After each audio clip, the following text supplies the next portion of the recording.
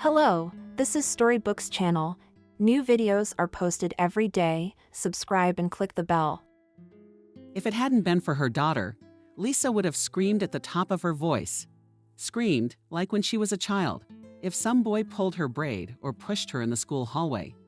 She broadcast like a siren then. That was her weapon. The fragile girl had no other, and she used it shamelessly. The offender's ears popped from the surprise he pillars had, and empty eyes stared at Lisa, flapping his eyelashes helplessly. But that was then. And now? Now she was a young mother, clutching a precious bundle to her chest. Her baby girl was sleeping so sweetly. What a sweet face. How sweetly the little nose sleeps. How could she be awakened and then? Lisa doubted if she could easily soothe the baby. What if the babe screamed, screamed, screamed? Lisa gritted her teeth, not letting the scream escape. Inside her, her insides kicked up a tear, a sluggish fire alarm. From the moment she stepped over the threshold of the house, it was clear big trouble had happened. Though no, it had become clear earlier. The moment Benjamin hadn't greeted her from the birth center in the phone receiver. No matter how long Lisa waited, there was only a long ringing tone. The buzzing was maddening. It made her temples and eyes blur with multicolored circles. Her mouth tasted of metal, and her heart clenched with a sharp pain. What had happened to him? Lost his cell phone. Unbelievable. Benjamin would rather lose his head than his iPhone. Benjamin has a lot of valuable information on his phone. He cherishes it like the apple of his eye. He was in a car accident. It could happen. Benjamin likes to drive at breakneck speed. It always frightened Lisa. But Benjamin himself only laughed. He thought he was a great driver. And the truth was, he and she had never been in an accident. Maybe her husband had fallen into the hands of gangsters who were about to call her for ransom. That's an odd theory. Benjamin would have laughed when he heard such a little fantasy. I was kidnapped by bandits for ransom. They'd rather have you and your grandmother. And I, as an unrestrained husband and father, would be blackmailed, but they would kidnap me. Or maybe he got sick suddenly with something very, very, very scary, but suddenly. But Lisa imagined Benjamin tall, stout, his whole body a block of muscle hugging him, and feeling the strength as from a sun-heated big stone. Even in winter, he is not easy, shrunken. What disease? Why would it be? Well, what happened then? Lisa could call Mom, but Mom would say I knew it. And then she'd forget. It was their family trait. Nature didn't give Little Women strength, but a powerful voice and a surprising lack of musical ear. It's a real shame. Such a gift, and with the benefit of listening to Mom, and Lisa did not want to. So she decided to return home on her own. After all, maybe things would just work out somehow, and everything would be all right. Lisa hailed a cab herself and drove home. The cab driver, a gray-haired Caucasian, was silent the whole way and only glanced occasionally in the rearview mirror. When they reached home, her son suddenly asked her warmly, "Daughter." Lisa replied in a gray voice. In those moments when she wasn't yelling, she spoke softly. And this time she came out looking radiant. "She will be a beauty," the man said, and added, "Joy is yours, and he is a pity. I'll have 3 daughters. I know Joy." "Thank you," said Lisa. For some reason at that moment she felt even worse. Tears came to her eyes. She hurried to get out of the car, and seeing almost nothing in front of her, she walked quickly toward the front door. The fare would be charged to her card. She didn't want to face this simple and sincere man. For some reason she was ashamed of her misfortune, which he felt and tried to console her as best he could. But it was not consolation she needed, but the truth. What had happened? Why hadn't Benjamin come for her? The elevator took forever to go up. That's what it seemed to her. Although the house was new, not at all like the one she'd grown up in. It happens. In a few minutes in an elevator, your whole life flashes before your eyes. Lisa's life hadn't been that long. She turned 20 last year, not much to remember. Mom raised Lisa on her own. Mom had a lot of stories in store for her daughter in the vein of your father-daughter was a brave firefighter who died saving people from the rubble, or your daddy went on a polar expedition and disappeared. But everything was spoiled by Lisa's mama's maternal grandmother, characterized by a soldier's horsed roughness, powerful Brezhnev eyebrows, and gold teeth gleaming at full force. Your mom, Lisa, was a fool when she was young. She liked a guy, so she jumped into bed. She got heavy with me. Lisa, who was about 5 or 6 years old at the time. What about you with a stone around your neck? You should have thought. And her grandmother added a couple more words, which Lisa already knew then that they were bad, rude, and should be washed with soap and water. People like Lisa were fatherless. In their class, there was a good half of them. So no one hurt Lisa, and she didn't feel any inferiority. Lisa's best friend, Gloomy Point, her father who lived in another city, where he taught at the institute and remembered his daughter, at best once a year, as she said Daddy came, brought a sweater for children with Donald Duck. Where am I going to get a sweater like that? And a box of expired candy, probably brought by one of the students for a test. You know, Lisa, I wish he'd just forget about me. I don't want to see him. Well, Dad's still family.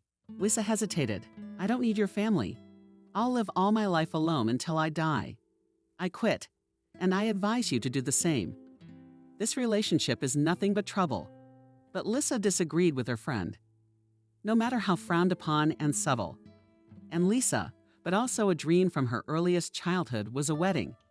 A white dress, a ring on her finger, a huge cake. And groom her man, the man with whom she would tie her fate for the rest of her life.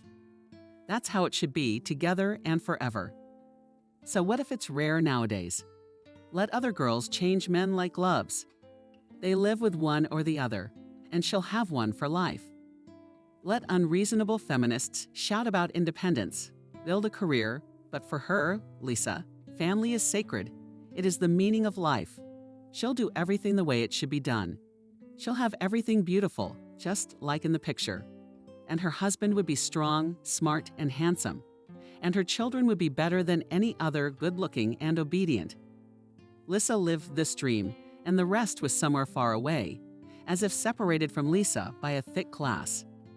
Sometimes, sitting in a boring class and pretending to listen to the teacher. Lisa would mentally drift into that beautiful future she wanted to achieve. She imagined a deep voice, full of restrained passion, saying to Lisa, "Be my wife." As she freezes and melts with happiness, as the dazzling white plume flows, her wedding gown flowing, champagne in her glasses like a drunkard, the moonlight trembling on the equestrian glass of her first wedding night. Strong hands deciphering the corset, lips caressing lips. But isn't that what she was born into the world for? Certainly not for some discrimination. Oddly enough, Lisa did well in school, but she had her own way of doing things. Or as they used to say nowadays, namely, friends with loyalty. And Tom Sawyer was the kind of person for whom no task is too difficult. Her father, a teacher of higher mathematics and higher education, even though he remembered about once a year during summer vacation. Apparently, the teacher only at this time and can relax a little, breathe a full breath, and think not about students, but about their blood children. But on some genetic level, he passed on to his daughter the ability to do exact sciences. Always gloomy, withdrawn thin, she easily solved 2 variants for herself and for a note by the descendants. On her cheek was a birthmark, quite large and noticeable, with a jagged outline, something resembling a maple leaf. In elementary school, she had been teased for a while about being mixed, but she only pretended not to hear anything, just looked at the offending students with a sidelong glance and walked away. She got away with it. But when Molly began to turn from a low teenager into a girl, a new misfortune caught up with her. Beautiful feminine shapes her figure took on quite early, even in simple jeans and a sweater. Molly looked very attractive from behind, snapping back at the attempts to screw her over Molly had learned. But one day an event happened that seriously threw her off balance. She was walking down the school hallway and was overtaken by a strange guy, probably a new kid, turned around and said such a stunning figure and such a creepy face. It was a tall, handsome, well-dressed guy. For a second, Molly actually liked him. And he said it as if to himself, not to Molly, because he was embarrassed to realize that his words were heard. He turned around and walked out of sight around the corner of the corridor. And Molly was stunned. This was the first time she was truly offended to the point of tears, but also shot. Lisa discovered in the women's restroom. Unlike Lisa, we never cried in public, we were shy. You know what Lisa decided to give her perspective on the situation? You need a boyfriend, of course, but more than that. I think you need friends. You want to hang out together. If anyone says anything, what are you going to do? What are you going to do? We looked at the short Lisa with a questioning look. Will you show me some kung fu fighting moves? Who, apparently, her old, sarcastic self is back. Nada. But I can yell so much that the whole school will run away, and then say he attacked me. Or I'll think of something. Lisa said nonchalantly, I always do that. And it works, she smiled. Her sadness dissipated a little. She really did have a friend. Lisa had taught Molly how to put on makeup so that the stain was almost invisible. Told her many stories, encouraging their stories that abroad such spots may not even prevent a modeling career. In fact, you know, Molly, your problem isn't even 5, it's that you're so serious. You can't go around looking like I'm gonna kill you. Smile. But it's such a nice day, why wouldn't he smile? But Molly just rolled his eyes. She didn't know how to be friendly and sweet like Lisa. What you can't do, you can't do. If Molly gave Lisa a friendly way to cheat on math, physics, chemistry, and other exact subjects, then essays and other humanitarian gibberish was a mess. Tom Sawyer came to the rescue. His real name was Alex, but Lisa and Molly always called him Tom Sawyer, and the nickname stuck. Tom Sawyer really resembled the hero of the book, especially when Tom Sawyer picked up the guitar. And he did it quite often, being a guy who wasn't very good-looking or attractive. One day he heard from one of his experienced comrades such advice as to say that the ability to play the guitar immediately makes a guy attractive in the eyes of girls. Serious and thoroughly, Tom Sawyer bought a guitar, learned a few chords, and his soul went to heaven. He didn't become attractive to girls, but he started writing songs. He never showed these creations to anyone until now, but he was often used during school literary and musical evenings. For example, he played the guitar, and Lisa recited poems. Such numbers invariably caused applause from the listeners. And the sentimental old Russian and literature teacher had tears of emotion. Tom Sawyer sang songs of his own composition only to Lisa, and he was not too fond of the subtle, but what was to be done subtly, and Lisa became inseparable from time to time. Lisa was always praising him. Tom Sawyer, you're a genius. A genius like that. What's his name? In short, very, very, very, very good. Subtly, silently roaring and saying yes. Your instrument is well tuned. It shines so beautifully, in general. And in private, she'd say, Lisa, Jesus, he's not an idiot, but he's like that. And he writes, I praised him for something. What is it? Lisa raised her beautiful eyebrows. He rhymed with plank and longing. All that's missing is, God forgive me, a nipple.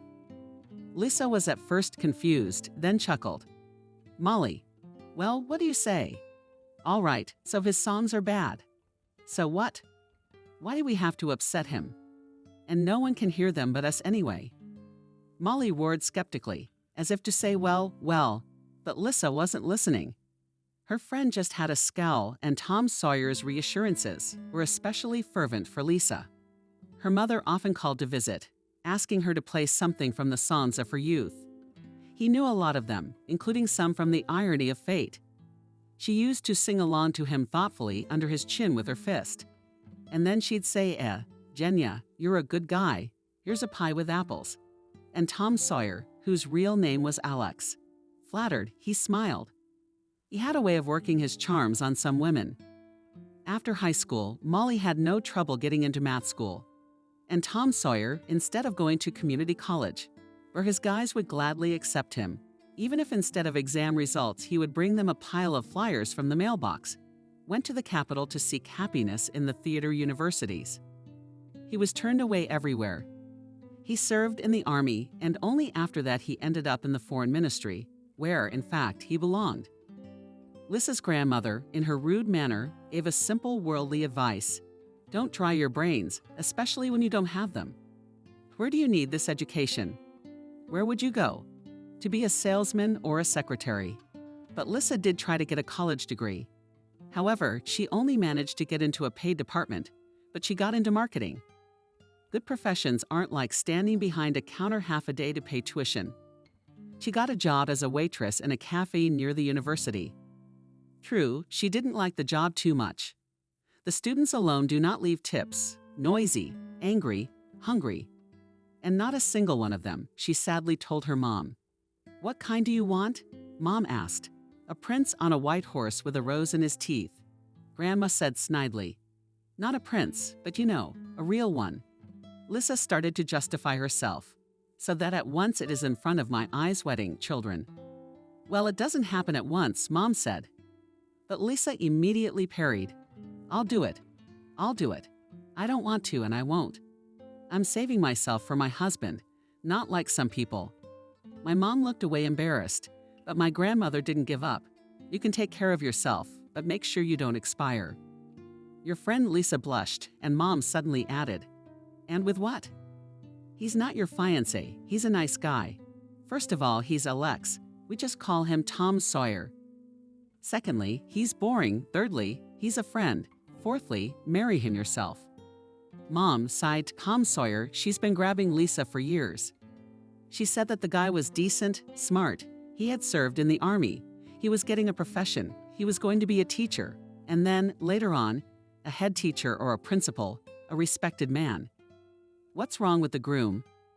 Maybe because of the strange mother's attachment to Tom Sawyer, she disliked Lisa's young husband Benjamin from the very beginning of their relationship. It was just like in the movies.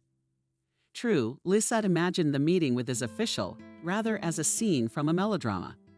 In reality, however, it was more like a horror comedy. At the time, she was in a rather gloomy state of mind. It was hard enough to combine study and work, and she had to combine her unloved study with her unloved work, which made life quite unbearable. The university was incredibly boring, the cafes were hard, noisy, and every now and then she had to refuse someone's rude molestations. Lisa was terribly tired from studying. Her head was splitting, her back and legs were broken from work. Meanwhile, it was November outside. The session was approaching. The days were short and black. Sunlight was painfully scarce. In addition, in their neighborhood, as they said, there was a maniac who attacked young girls. Where the hell was this hero? When I was young, I would have killed this maniac so much that he would have asked for mercy.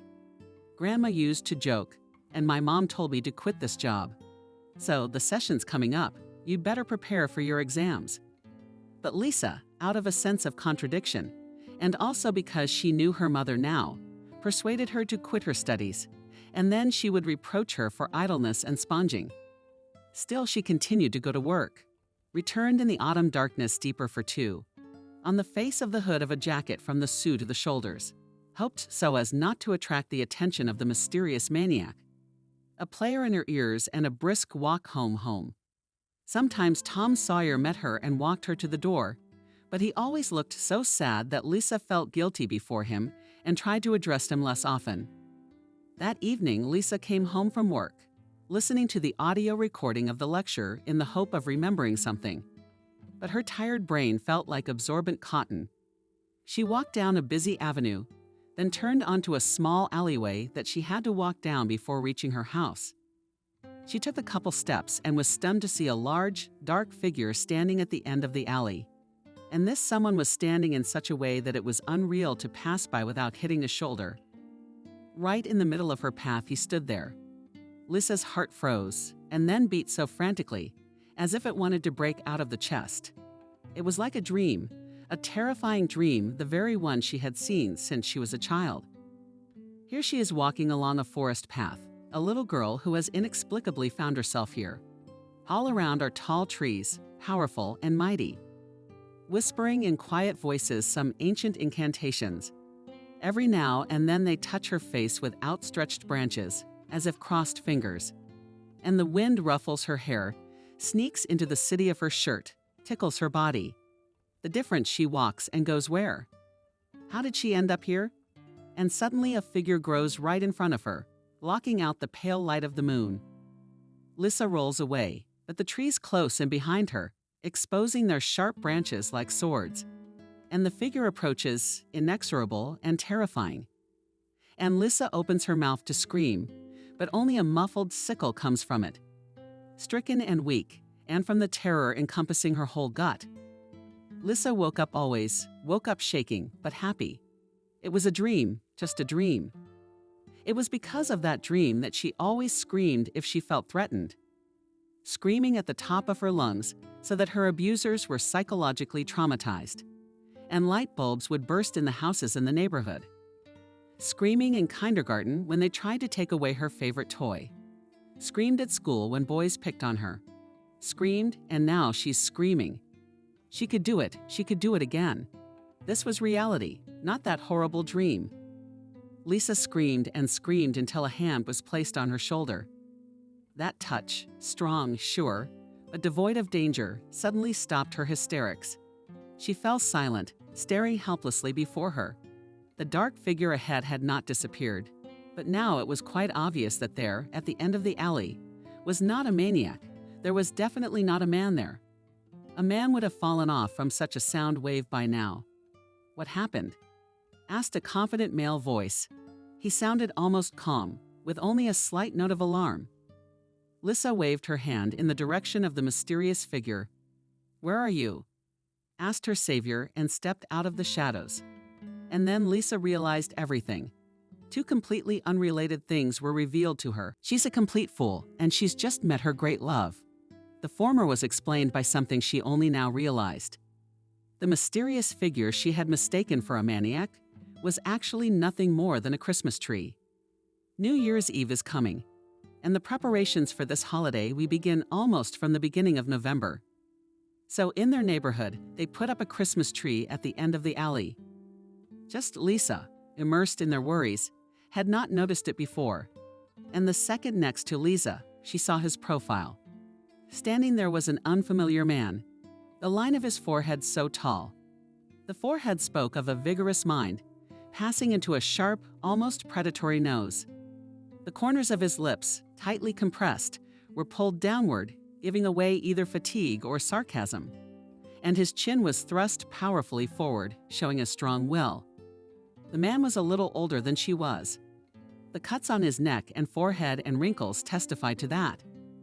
He probably had quite a few silver strands in his hair as well. But it was too dark now for Lissa to see it. "Shall I walk you home?" asked the unexpected companion. And here she realized that the gift of speech had really left her. Her throat tightened, and her lips felt as if they were pressed together. "If you don't want to," he began, but Lissa nodded her head sharply. The hood fell down, and the hair she'd been hiding underneath it fell to her shoulders. That was the moment he fell in love with her in an instant. The trembling, gnarled creature had transformed into a dazzlingly beautiful girl. Lissa's hair was blonde, fluffy, unruly. They stuck out in all directions, terribly interfering with work. Lissa tangled them in a braid, so that, God forbid, from her head hair did not fall into the client's plate. But after her shift, she'd untangled them, knowing they were her main jewelry. And now the sight of that golden cloud charmed the man. Shocked now. He did not remain silent for long, though. "Benjamin," he introduced himself. "Don't be afraid, I'll just take you home." And off they went. It was only a short walk to the elegant house, and she, not realizing herself why she was doing it, walked past her front door and went onward and onward. And Benjamin walked beside her, and they looped through the dark courtyards, silent and confused. And both of them knew they weren't going to get home this night. She came in toward morning tired and frozen to the bone, with a strange, almost frantic expression on her face. Her mother cried all night. She met her in the hallway, first with joy, then with curses. "Where have you been? What happened? Why didn't you answer the phone?" Lissa only in that instant realized that all night in her purse vibrated silently in phone mode. Only in that instant did she come back to reality and say it's him. Those were her first words since waving her hand to the end of the alley. The first words in this long, endlessly long night of love had been a throat-collapsing silence, the most powerful silence that existed in this world. Mom shuddered her whole body as if from a piercing wind and covered her face with her hands. She was crying. In another moment, Lisa would have tried to comfort her, would have begun to repent, to say she would never do it again. But now she just walked silently to the bathroom, nodding, poking her head out of the bedroom. "Ach, Magdalena," Granny muttered to the wench. "I was afraid she'd die like that. I didn't kiss her." The apartment smelled of valerian. Maybe it was because of these circumstances that the story of Lisa and Benjamin's acquaintance became a terrible memory for Mom. Sleepless nights, full of anxiety for the fate of her daughter. Benjamin's mom disliked Benjamin and looked at him as an enemy until their wedding, and even after it. She especially hated it when Lisa called him Ben. "What kind of name is Ben? What kind of nonsense is that?" Said Mama Crooked. "It was my idea. My teacher at uni is Benjamin. Like him. They piss me off, you have no idea. That's why there's Benjamin and I have Ben. I'm the only one who calls him that. I like kindergarten." Mom rolled her eyes. "I don't like your Ben." "Why not?" "He's smart, handsome, and has a car." Lisa only mentioned a car because they recently squealed in his car. Well, anyway, she could barely resist explaining to him that she decided to remain a virgin until her wedding. "It's a nice car." Mom nodded approvingly.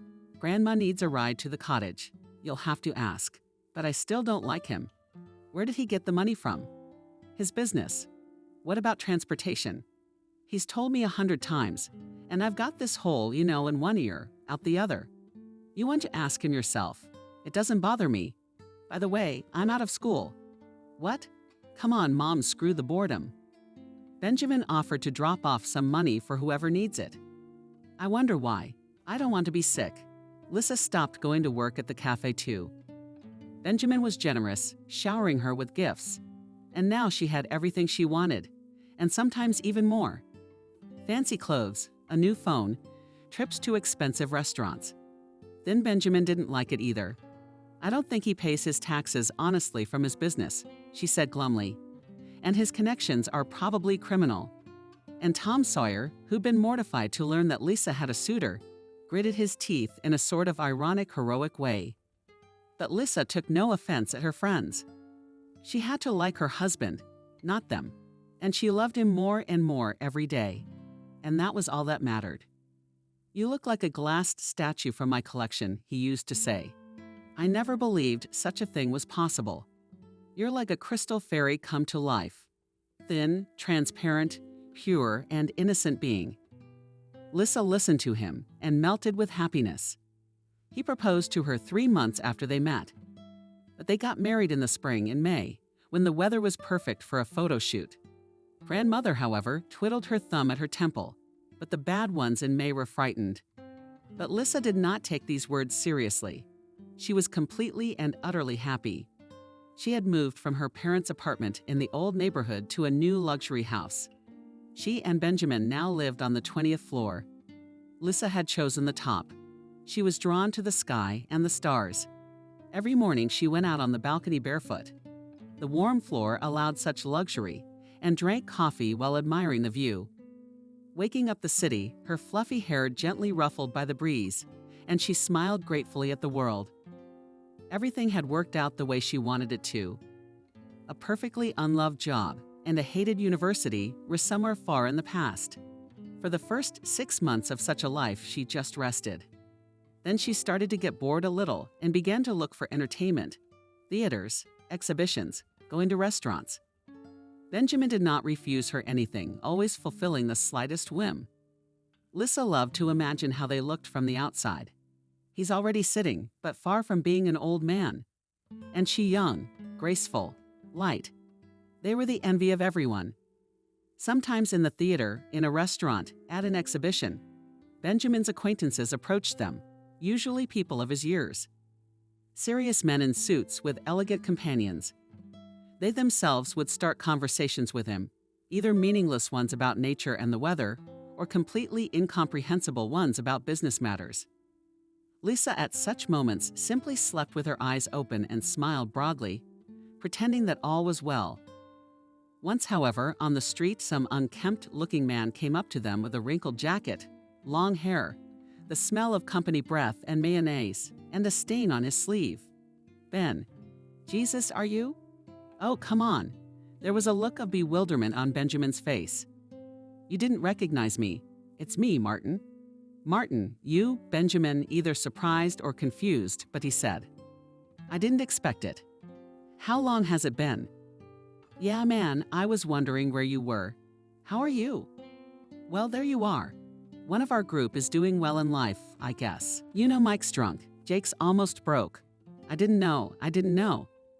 The talkative little man went on and on like a machine gun, listing people Lisa didn't know.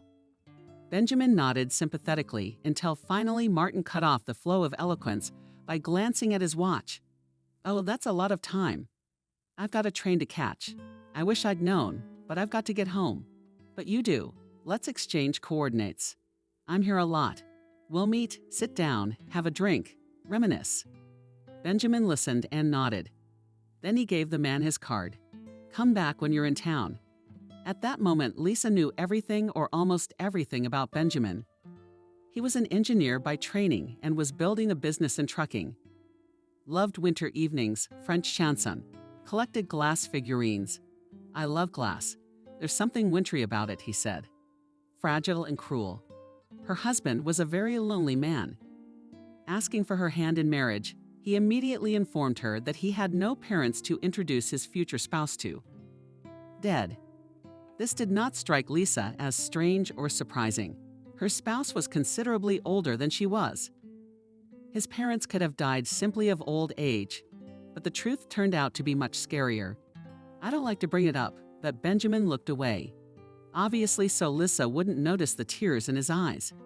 He was always reserved, or rather he tried to be restrained, only occasionally showing the full force of the emotions that, like the mighty forces in the club of a volcano, lived inside him. We lived in the village. My father worked in the collective farm. My mother was a school director. A good family strong. There were two of us, me and my brother. His name was Peter. 8 years younger than me. Big difference. But we were good friends, the two of us, against everyone. Against, because we got hurt. It was a nasty story for the show. It was about my mom. Anyway, she and my dad had a good life at first. The first time before I was born, and then somehow the love ran out over time. Well, it happens. Well, we lived like everyone else, but my mother had a sudden love affair. A young teacher came to the village on assignment, and my mother was the school principal. We still had a school then. You could study up to the 9th grade. I studied there myself. Then it was closed. There was no one to teach. The village was dying out already then in the 80s, and then, in general, we talked about my mother and our mathematician. He was 20 years younger than her. How could this happen? And this mathematician was so small, pale, his eyes light, dull. But where is he and where is the father? Our hair was black, and our eyes began to tease us and call our mother bad words behind her back. That's when things started to go bad. Dad started drinking. I don't remember ever having a dark conversation with him.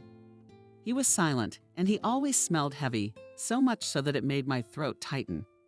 And the way he treated my mother, he started to raise his hand against her, but she put up with it. She never complained to anyone, never shouted, never even fought back. Although, to tell the truth, I think even now she was strong, statuesque. Or I don't know what an actress is. Anyway, Mom was strong. She wasn't afraid of other people's gossip. But when my father beat her, she didn't fight back. She tolerated it terribly. Lisa looked into Benjamin's face and said a grimace of pain. The mouth was fastened between his eyebrows. Behind lay a deep wrinkle. How does he suffer? Lisa touched his arm with compassion. She wanted to share his pain with him. And at the same time, if he had lived through it, if he had seen his father beating his mother, if it still tormented his soul, then he had a good heart. So he would not raise his hand against me, and he could not raise his hand against the children in the future. The one who survived such a thing is the one who does the violence. Benjamin was silent for a while, as if trying to surface from the ocean of memories. Then he continued the story. Peter and the boys insulted us. We fought often and almost always stood one for the other until bloody. We were strong friends, 2 against all. But it was not always possible for us to resist. I got caught once. In winter, we were just outside the gate, and snowballs rained down on us. The boys were on duty near our gate, waiting for us to go to school, and we didn't expect it. Of course, it seems to be a usual thing, but in general, it was unexpected. Peter opens the gate, not even stepped over yet, and he gets a snowball right in the forehead. And I'm afraid it wasn't just a snowball, but a stone. I didn't check, of course, but it clicked Peter hard. Or maybe it wasn't the force, and there was no stone. But he turned to me, looking at me with his eyelashes, flapping his lips, moving silently. And it became clear to me right at that second that something had been knocked out of him. As they say, the spirit was higher or something else. Anyway, he seems okay. That's not all. I got snowballs in my shoulder and in my chest, too. But it's just little things. I yell, "Peter, hit them." He started making snowballs himself, throwing them at the guys, but he was so bad. My mom took him to the city more than once and cried a lot. Then she howled when my father beat her. She kept silent, but here she howled at the whole village. Then he drove my father to some grandmother's house. There weren't many of them back then, but there were still some. My mom didn't believe in anything like that, but in despair, she took him to a witch doctor. She said she couldn't help. The soul in her head wasn't strong enough. I don't know how it can be, but that grandmother said the soul in your son was not firmly held. The string was broken. Peter didn't fight anymore. He became quiet, obedient. But he couldn't learn, he didn't understand. He didn't listen to anything. He looked in front of him, and it was like he was thinking about something forever. They stopped teasing us after that. People had a conscience, I guess. But I didn't care. I hated them all in the village, and I still do. Benjamin's eyes darkened. His face turned from suffering to indignation. I'd say I cursed them. They did. In the 90s, when the village went into decline, everyone moved to the city. Or were they coming for money? We survived as best we could. I finished school, went to the city, entered the Road Construction Institute. And my parents lived like that, and Peter with them. I used to visit them. But I'll be honest, it was hard for me. They didn't live well with each other. My mom and dad didn't talk. My father had stopped being so handsome over the years, but he still looked like a wolf and drank. His health was ruined, he was weak. He should have had a checkup, but he couldn't. He was still smoking, begging for Prima. He coughed terribly, but continued. How did your mother close the school? Yes, she retired. She gave up a lot. She fought with the mountains. Sap Peter received little allowance, but over the years he became quite a fool. He used to understand every word, even though he didn't speak much, but over time it was as if the rest of his mind had evaporated. Sometimes he only made some sounds, not like a grandmother, not like a child's laughter. He scared me, frankly speaking. And I was young. I wanted entertainment, some kind of socializing. They're with old parents and a crazy brother of a dying village. I wish I'd known back then. Anyway, I was in my 4th year when the fire broke out. They either had some kind of a match, or my father didn't put out a cigarette butt, or Peter decided to play with fire in his childhood. But it was a terrible fire. The house and all the outbuildings burned down. The ashes were the only thing left. Even the bodies were not easy to identify. It turned out they were buried in the village. Benjamin looked at Lisa as if he just noticed her. You know, can you judge me? Except I never went there again after the funeral. I realize, well, their graves are probably overgrown with grass. That it's not right to just leave it like that. But I can't. I don't want to. I can't go there. I've sold the plot, and I'm not going there. I hate that village. They say there's such a thing as a small homeland. But everything I remember about those lands is blackened with black paint and covered with ashes like snow. I'll never go there, and I don't need to. Lisa almost burst out. She was certainly not drawn to those places. She'd rather go to the sea. I'm your family now, she told her husband. And our future children. Benjamin's story startled and frightened her. She retold it in general terms to Tomsk, and she even found some newspaper articles about a fire in the village, where 2 old men and their adult son had really died. The meticulous Molly even dug up information about them. And sure enough, the last names matched. The Reeves were really Benjamin's parents and brother. Did not lie, your tragic hero, summarized incredulous friend. And I thought that maybe I made up everything to appear in your eyes as a wounded life. Why do you trust him? Lisa rolled her eyes. Calm down, Miss Marple. I don't trust him, that's right. Molly didn't give up. But that part of the story is certainly true. Benjamin was left behind after the death of his family. One day, the con man studied at the institute, then got a job, then started doing business. He treated the business responsibly, earned with it, sometimes even excessively. One day, when his deal fell through, Benjamin threw an expensive cell phone at the wall in a rage. In that moment, he was terrifying. Such lightning bolts were hurling his eyes to throw me a crop. But the flash of anger was swept away as quickly as it flared up, and my husband became calm again. Ice cold, steady, quiet, with eyes full of dark fire. Lisa went up to him and kissed him softly, lightly on the cheek. He turned her face to his and sank his lips into hers, with a kiss so hot that her temples rumbled and her legs went up with passion. That night their sex was so hot that Lisa had no doubt it was then that they were exploring the baby girl. When Lisa found out she was pregnant, she was over the moon. "Molly, I have such news, she shouted into the phone. She was met with a tentative yes. "Lisa, I have it too." "You sit there, I'm pregnant." Benjamin gave me Lisa. "I'm sitting down, but you better lie down. I'm getting married to Tom Sawyer." That's the kind of news that really made Lisa fall for someone.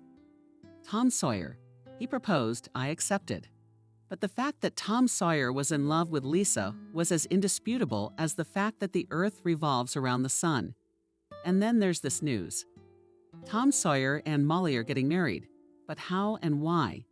I mean, they've always been more enemies than friends. And then this. He realized I was right for him, Molly said meekly. And he was right for me. And what happened was this. Tom Sawyer continued his poetic experiments, filling first common notebooks, and then computer files with poems of his own composition. And then one day, apparently he had a bit of courage and a crown. Tom Sawyer got bold and posted his poems on one of the literary portals. At first, it was not so bad. He even got a few positive comments from an elderly poetess.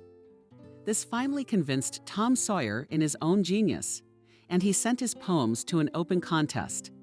And that's when what was bound to happen happened. Tom Sawyer's poems were pounced upon like crows by critics of varying degrees of aggression with a wit worthy of better use. They criticized all his poems, and not just criticized, but ridiculed them in such a way that the whole literary portal laughed at them. But he posted his real photo there and signed with his real name. And now all these people under funny nicknames, such as critic, were rubbing his good name and actually spitting in his face. In despair, Tom Sawyer deleted his page from the literary portal and, not understanding why, decided to call Molly. "You alone never praised my poems," he said. "You were the only one who was honest. Thank you." Molly felt a sudden rush of warmth. Softly as she was capable of softness, she said, "I'm sorry about that. You're a good man." Sighing, Tom Sawyer said, "Thank you, I can believe it. Would you like to go to a movie? A movie of your choice?" Molly agreed. That's how they started dating. They didn't suddenly fall in love. No, but they got along well. They understood each other very well. Common memories of school, the same troubles and joys of ordinary people united them.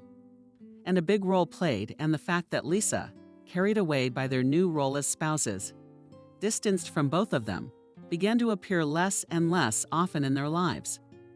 Molly and Tom Sawyer realized that, no matter how it was, they had to build their future lives without Lisa's participation.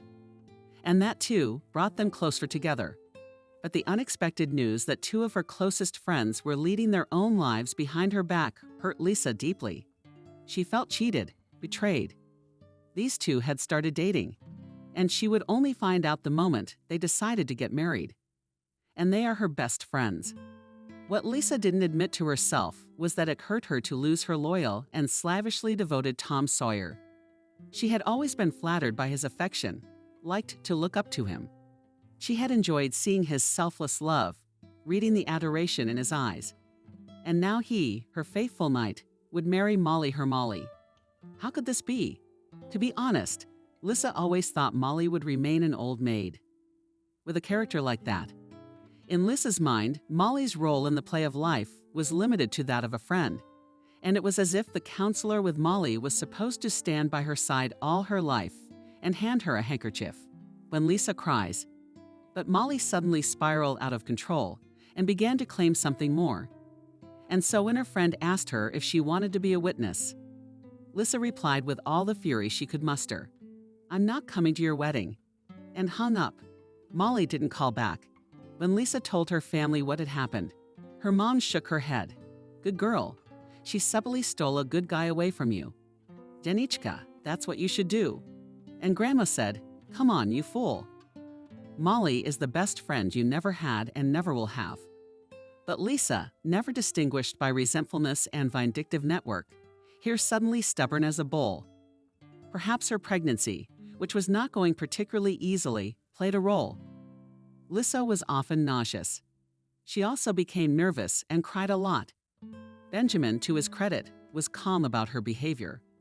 He reacted sympathetically to her whims, bought everything she wanted, and even paid for her visits to a psychologist. However, Benjamin often and for a long time left his young wife alone. He had to work a lot. Lissa tried not to sit long in four walls and walk, breathe fresh air. What to do at home? "I'm tired of surfing the internet." You don't want to dust Benjamin's glass figurine collection.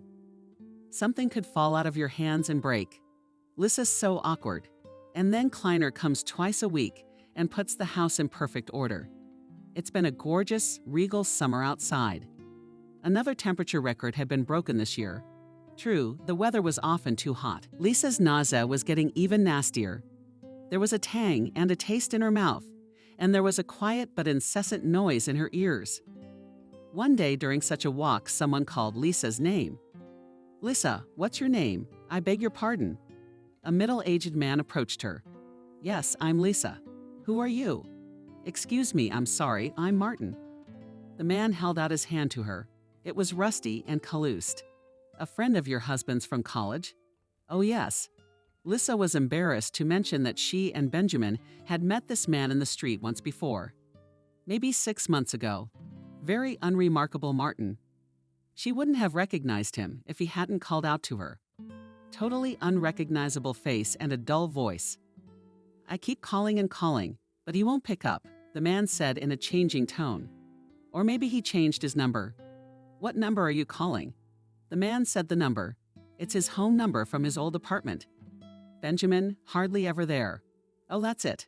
The little guy's stomping around. Too bad, too bad. I was looking forward to talking to him. You know, we went to school together." Sometimes you just want to kick back, reminisce about your youth.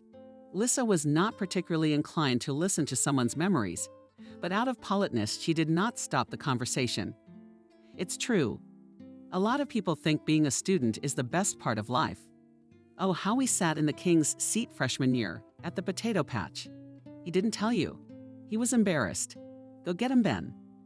Lissa, who had been tortured all day, listened to Martin's stories in half an ear, occasionally throwing in short remarks like, "Well, you give, construction engineers." I took part in potato throwing competitions and swung over the fence. But Martin was impossible to shut up. He talked and talked and talked. Sometimes he touched Lissa with quick, thieving movements on her forearm or palm. This forwardness made Lissa angry. She hid now and then, however, trying to do so as inconspicuously as possible. She didn't want Martin to realize that she disliked him, and he didn't notice anything, kept talking and talking. Only when Lissa said, "I never would have thought Ben was such a funny guy. He's always so reserved. He has such a tragic story." Martin was silent for a moment, with his hands at his sides, and then he said, "So he's the lucky one." And then he suddenly became embarrassed by his own words, stomped on the spot and hurried away. By the way, his whole family died. Lissa threw him in the back. What a lucky guy. Lissa thought that Martin was not as good a friend of Benjamin's as he seemed. Otherwise, Benjamin would not have given him a card with the number of his apartment, which he visited only once a week. And it's best not to remind her husband of this guy. Benjamin would hardly be happy about it. Lisa sighed and thought that friendship must be a fictitious concept. There is no friendship, only intrigue and jealousy. Vaughn and her friends supply, and Tom Sawyer sang behind her back and made her look like a complete idiot. And let her get married, and that's fine. Screw the hell out of them all. Thinking like that, Lisa put the meeting with Martin and Tom Sawyer and Molly out of her mind. She wasn't going to their wedding. The wedding with the big belly. Yeah, that's exactly what she wanted. No, if Molly was a real friend, she would never have done that. She wouldn't have met Tom Sawyer on the slitty and shocked her with the wedding news. Now they could have anyone they wanted as a witness, his grandmother be damned. Her mother and grandmother did not approve of Lisa's stubbornness, but did not argue. They tried to spare her nerves. Seeing what she became irritable and shouty, even rude, grandmother began to behave more quietly. Once only remarked, "Oh, I'd sooner discharge angry and become that without." Lisa tried not to think about the birth, focusing on what awaited her afterward. So many things had been bought for the baby, a whole room had been furnished. A fairy tale destiny awaits her daughter from the moment she is born. The name Victoria had already been chosen for her, because a winning name for a winning girl before Lisa's eyes were made rainbow prospects. Happiness and happiness awaited their family, and nothing but happiness. That's what Lisa thought until her husband stopped returning her calls from the hospital. Benjamin disappeared. He didn't come to pick her up. Not only that, but as soon as she crossed the threshold of the house, Lisa was stunned to find the entire apartment strewn with shards of glass, scraps of paper, and garbage. She didn't know what to do, how to go forward, where to put her foot, so as not to hurt herself on the sharp shards. The entire collection of glass figurines had been ruthlessly destroyed. The shards littered the floor. They were on every surface on the table, on the couch. Who could have done this? Some thugs, competitors, envious people. Who? Cradling her baby girl, Lisa carefully, so as not to step on the shards, approached the table. On it lay a piece of paper. One single sentence: "You shattered my life." Even if there had been something else written on the piece of paper, Lisa would not have been able to read it. Her eyes filled with tears and her legs gave out. No, she couldn't fall. She had a baby in her arms, and she couldn't scream either. Pull herself together, whatever it took. Barely stopping her knotty legs, Lisa wandered towards the exit of the apartment. If only that good-natured cab driver hadn't left yet, if only to go to her mom. She squeezed herself to her mom. And only then she realized that she had to say the address. I'll remember now. And she sat looking into the void, and tears rolled down her face. And if the child had not cried, Lisa would never have come to her senses. The mom to whom handed stunned Lisa with the crying child. The kind cab driver quickly brought her daughter to her senses. She's hungry. Lisa shuddered as if struck by her aunts. Where are the daughters going? Grandma intervened. Don't just stand there. What's the matter?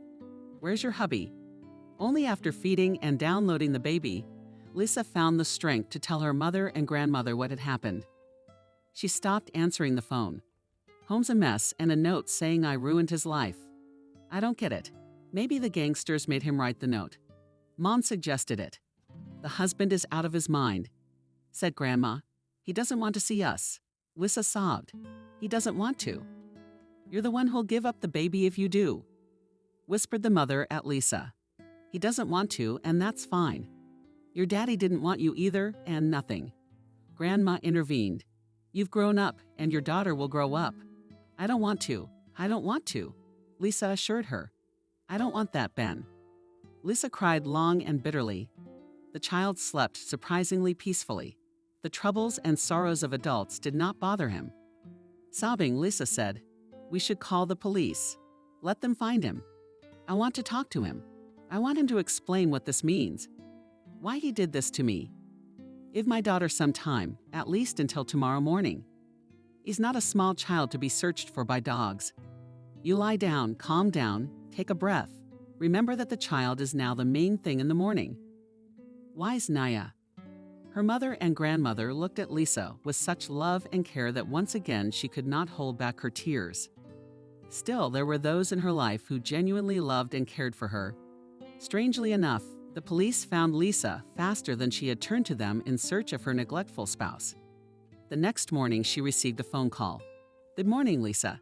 It's Police Sergeant Liam here to see you. Tell me, when was the last time you saw your husband?" Lisa's heart sank. But what had happened to Benjamin? Where had Reeves mysteriously disappeared to? And who was Lisa's husband anyway? Was everything he had told her about his life true? Here we will have to make a small digression, telling about the hero of this story, who was still in the shadows and has not yet shown his true character. Martin Okun was one of that breed of losers who, from childhood, live envious of those around them. Those who are smarter, stronger, richer. He was always considered inconspicuous, and people consider the chair he sat in empty.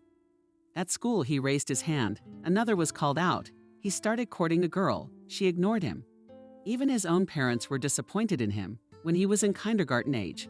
All his life, Martin watched his peers, burning in a silent flame of envy. After graduating from high school, he somehow miraculously managed to enter the Road Construction Institute. He studied averagely, but it did not come to the flight. He was too mediocre even to get out with a bang. Martin studied engineering with no luck, quietly and discreetly observing the lives of others, those who did not notice him. The main object of Martin's envy at the university was Benjamin Reeves. In the first place, handsome was the devil-awful black hair with a fine profile, strong, sturdy, agile. Secondly, Benjamin studied well, and studying was given to him easily, as if without much strain. Thirdly, Benjamin was very popular with the fair sex. He was able to charm a girl so much that she could walk barefoot on hot coal for his sake. And it wasn't just his looks. Reeves was a skillful master of seduction and conversation. Martin suspected that this gift helped him in his studies. Let's say a dance instructor. Benjamin could hardly talk to a stern, scowling man, but he could easily talk to an old woman who was teaching a philosophy course. A couple of unexpected compliments, and no synopsis is needed. Martin watched Benjamin and marveled at his cunning and cunningness. In fact, Martin would have loved to be friends with Benjamin, but Reeves didn't need such boring and dull friends. He was a star and socialized and made friends with the same stars. For example, with the energetic Jakia, who always had a lot of business ideas. But Martin never gave up hope of gaining Benjamin's trust. And once such an opportunity presented itself to him in his first year, when they went potato picking. One evening, when the students were sitting by the fire, Martin managed to sit down with Benjamin and strike up a conversation with him. "Where are you from?" Martin asked. "Urban." "Where are the villages?" "The middle of nowhere." "Such a hole that in winter wolves howl outside the fence. You must miss your family back home, huh?" "I wish I'd never seen them again." Benjamin waved his hand. "My mother's a battered woman. My father drinks with his brothers. It's a sad place." Martin felt this was his chance to get Benjamin talking, to find out his secret. His intuition told him Benjamin had a secret. A small, dirty secret. Why? Because every sweet and nasty guy has a secret. There's no other way around it. And that night, as they sat side by side on a log by the fire, as the flames danced their hypnotic dance before them, the wind above their heads rustled the crowns of the trees. It was that evening that Martin had the chance to learn this secret. "So you're going to conquer the big city," Martin began. "Aren't you afraid?" Benjamin smiled at luck. "Love's the brave. I can't go back anyway. It won't be any worse than home. It only seems that way. All newcomers say that at first, and then they start to miss their home, their mom and dad." "I'm not going to pine," Benjamin said flatly. That's before the first letter to his mother. Martin continued to bend his line. "And if she doesn't write from the left words, Sonny dear, she will not write to me." Benjamin only grinned crookedly. "I'm not cheap for her." "She has another son, your favorite brother." Benjamin sighed. "Such a brother. Not really a brother. Mom had a fling with another man back in the day. She fell in love with another man, and when she's 45, she's a berry again. Ugh. Disgraced the family for the whole village. The school principal, she slept with a young teacher who was sent to the village on assignment. Her father beat her to no avail. She gave birth to a brother." Martin whistled. "My abs. There's drama. Benjamin raised an eyebrow contemptuously, yes. It's theater, but only the Melnick brothers were born a fool. You know, there are such harmless oligophrenes who do not do evil, sit and drool, but it's still disgusting to look at him. Fucking degenerate. And his mother runs around with him, blowing dust off him. She dragged him to doctors, she dragged him to women. I was hoping that when she realized she couldn't cure him, she'd give him up. Where? Out of sight. But I hoped for nothing. She only fell in love with him more, and she started to take it out on me. She said Peter became like that because I once hit him in the forehead with a snowball. What nonsense. He's always been an idiot, and that blow only gave him a bump. He never had any brains. I've always helped with the chores and studied hard, but my mom only talked about him. She kept telling me when I die, don't hurt him.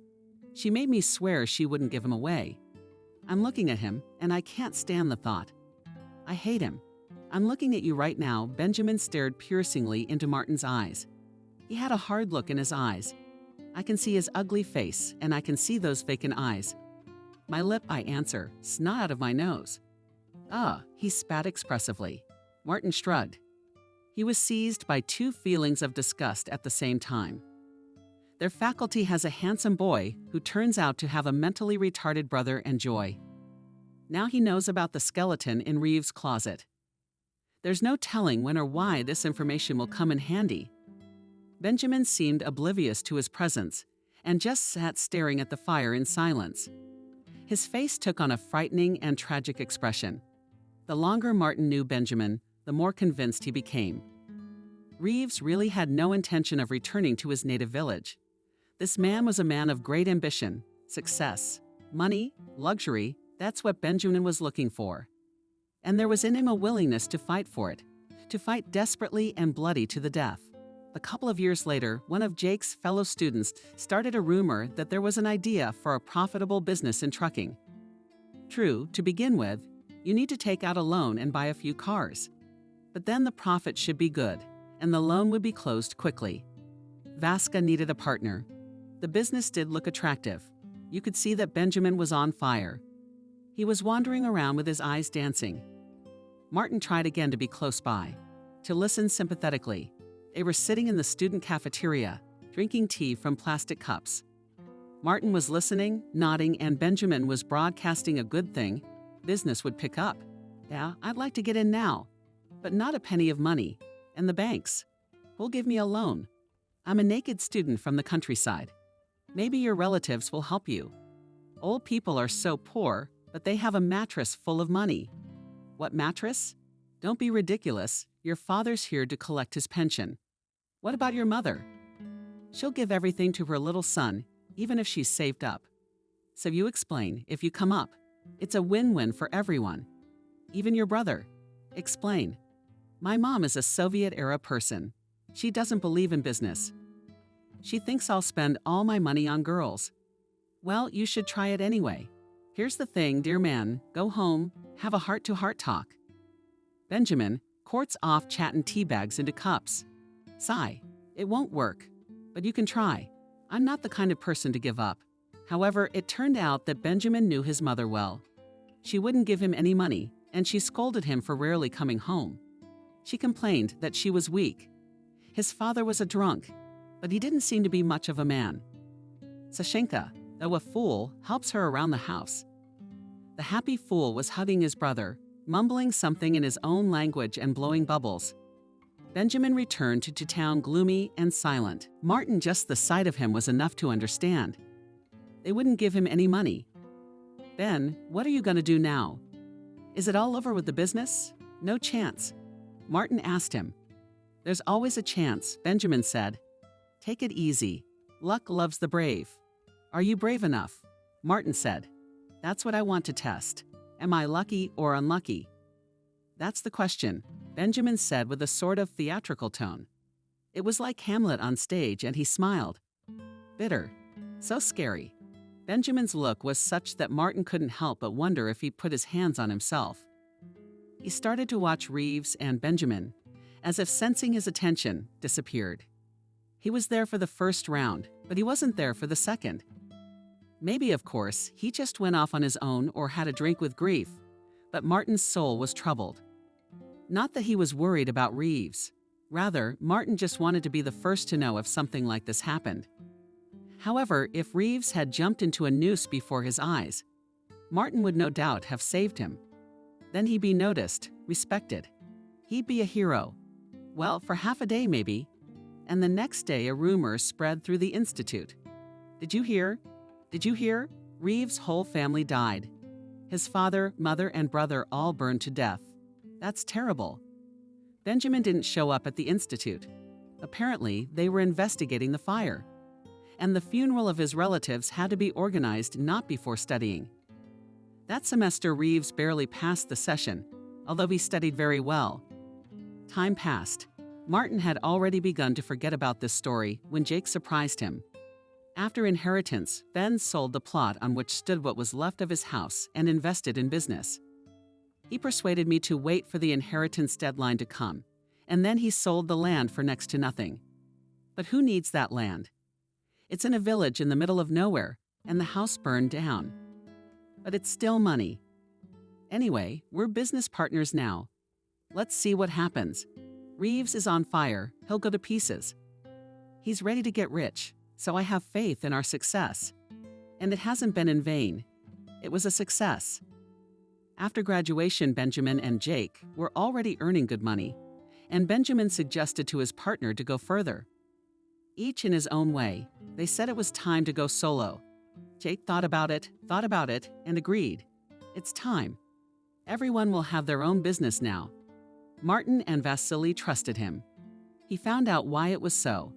He's a hard-bend man, Jake said grudgingly. Always wants things to be the way he decides. And he has a terrible temper. He yells, swears, can even hit you in the face in anger. Of course, he's smart, responsible, and for money, he'll cut anyone's throat. But it's still hard to work with him. It's better to have a smaller income, but more peace of mind. Reeves got his share of the business and left. It must be said that after he left, Jake's business got much worse. He was not as grasping and stubborn as Ben, not so much on fire. And he couldn't lie and cheat like Reeves. Anyway, his business started to fade and fade. Reeves, on the other hand, was doing just fine. Rumor had it that he was now prosperous. Soon he'd take over all the trucking business in the neighborhood. No, Benjamin became a high-flying bird. That's when Martin got jealous. Why is this Reeves so lucky? Did he climb to the top the right way? And is there such a thing as success and honest success? That big money and not bloody. Martin had his suspicions that it wasn't Reeves' relatives who went to the other side. It was too good for the cogs. Then it all came together in time. The house burned down just when she needed the money, as if on demand, and their business is clearly a dark one. After graduating from the institute, Martin's life took a wrong turn. He got a job, didn't make much money. Got married, his wife started to get on his nerves. You're a worthless man, you make pennies. Former classmates were doing much better in life. Who went into business, who?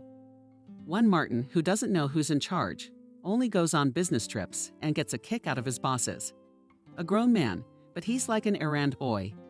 Martin got tired of it. Both were angry. Then one day, as luck would have it, he met Ben Reeves on a business trip. Ben Reeves looks like 10 years younger than Martin. His wife is young, pretty as a doll. White face, curls all over, blue eyes. Not like as Martin, his wife. 100 pounds, red in the face and always yelling. Reeves didn't recognize him, of course. Of course, who was he to recognize him? A lowlife, former classmate. But something about Martin had got a hold of him. Somewhere inside it clicked, and in his head there was a plan for what if he met, talked, hinted to Reeves that he, Martin, knew something about the day when the house burned down. Of course, he doesn't have any proof. But if you say there is such evidence, you can't think of anything. Would Reeves risk it? He'd rather pay a tidy sum to keep quiet. The prospect of easy money beckons the eye, makes you rub your palms together nervously. What does he risk? At the very least, Reeves would simply swear at him and leave, slamming the door, or laugh in his face. And if the case wins, Then Martin repeatedly called the phone number written down on the business card that Benjamin gave him. No one picked up the phone, and that made Martin even angrier. He realized Benjamin did not want to communicate with him. He'd purposely given him a business card with an old, non-working phone number. He was getting away with it. And that's when Martin decided he had to go all the way. Knock the shit out of this guy. It wasn't even about the money. Just tell him what he's got to say and see how his face turns out. And because he thought he'd managed to make the whole thing so that no one would guess anything, Martin could have shown up or called Reeves' office, but he didn't. What stopped him? It's not what, it's who. Lisa. The image of Reeves' wife kept coming back to Martin's mind. Both of these images, the black shadow of Benjamin and Lisa, thin as a young birch, followed Martin relentlessly, and as if they conspired to drive him crazy. Sometimes Martin saw Lisa in his dreams. She stood in front of him as he remembered her when he met her in a light summer sundress and a straw hat. Lisa had silently moving and bloodless lips on her pale face, and he guessed she was calling for someone. Who? Benjamin? Or maybe him, Martin? And all around him was darkness, like a trap. And he woke up thinking it wasn't a woman? No. It was Martin's destiny, drawn to her. For some reason he wanted to see her, just to stand next to her, to tell her his whole life, starting from kindergarten, and then to touch those white hands, those blonde curls nestled with lips to know, further, and to think it is terrible. And then Martin decided to get acquainted with her, to meet her as if by chance, to talk why, for what. He didn't understand it himself. There was something mad, fatal in this infatuation. On the day of their meeting, Lisa seemed even more beautiful to him than she had been the first time. She was even paler, even more haggard. It was a hot day, and he thought that she was like a snow maiden who was about to melt from the sun's rays. He started telling stories. To be honest, he made up half of them as he went along, trying to gesticulate as vividly as he could to be able to touch Lisa. And every time, he noticed her pulling away, yanking away from his touch. He saw indifference and squeamishness on her beautiful face. I disgust her, he thought. She tolerates me only out of politeness. His rage was growing in his soul. It was getting bigger and bigger, hotter and hotter. This woman is neglecting him, treating him like he's nothing. She's just like her husband. Well then, would he find a way to get revenge?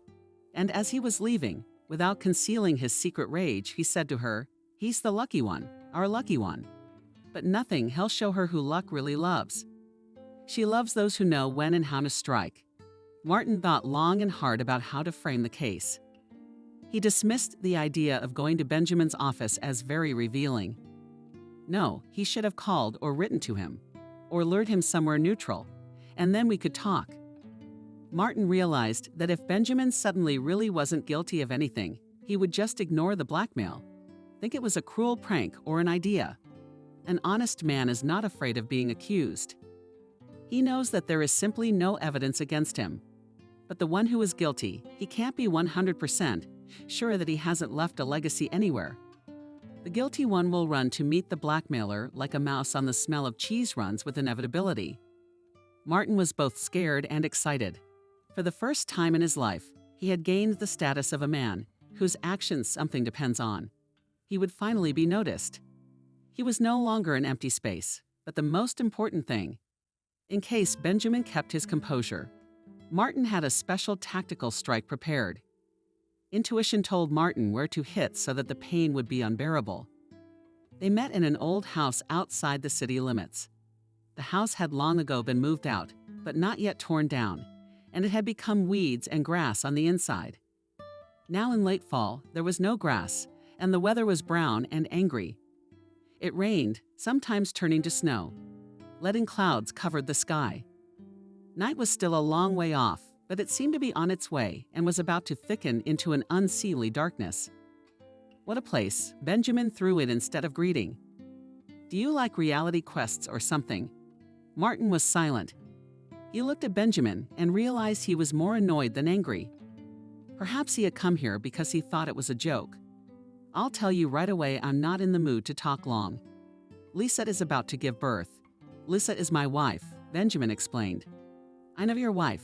Martin cut him off. You introduced us to each other in the summer, remember? To be honest, no. Damn it. He doesn't even remember meeting her. The rage swept over Martin again, so that he felt his face burning. Why? Why the hell? This arrogant type didn't single him out. Not even a tiny cell in his memory, not even their meeting forgotten. You don't remember me? I remember something about you. Martin finally gritted his teeth. He tried to keep at least a semblance of composure. What you told me when we were in college about your family. You and I talked about my family. Reeves was extremely surprised. Hell yeah, it came out of Martin's mouth. You and I have talked, and more than once. You told me a lot about your mother, who went out and had another man's baby. About a father who beat her. About the retarded brother you hated. A shadow of amazement swam across Benjamin's face. But he didn't put it into words. So what? That's all he asked. What about the other things you told me? That you burned down your house with your father, mother, and brother. Benjamin was stunned for a second. And that second was a genuine moment of triumph for Martin. He saw on his enemy's face confusion and even a hint of fear. At least the worry was definitely there. Did I say that? He asked.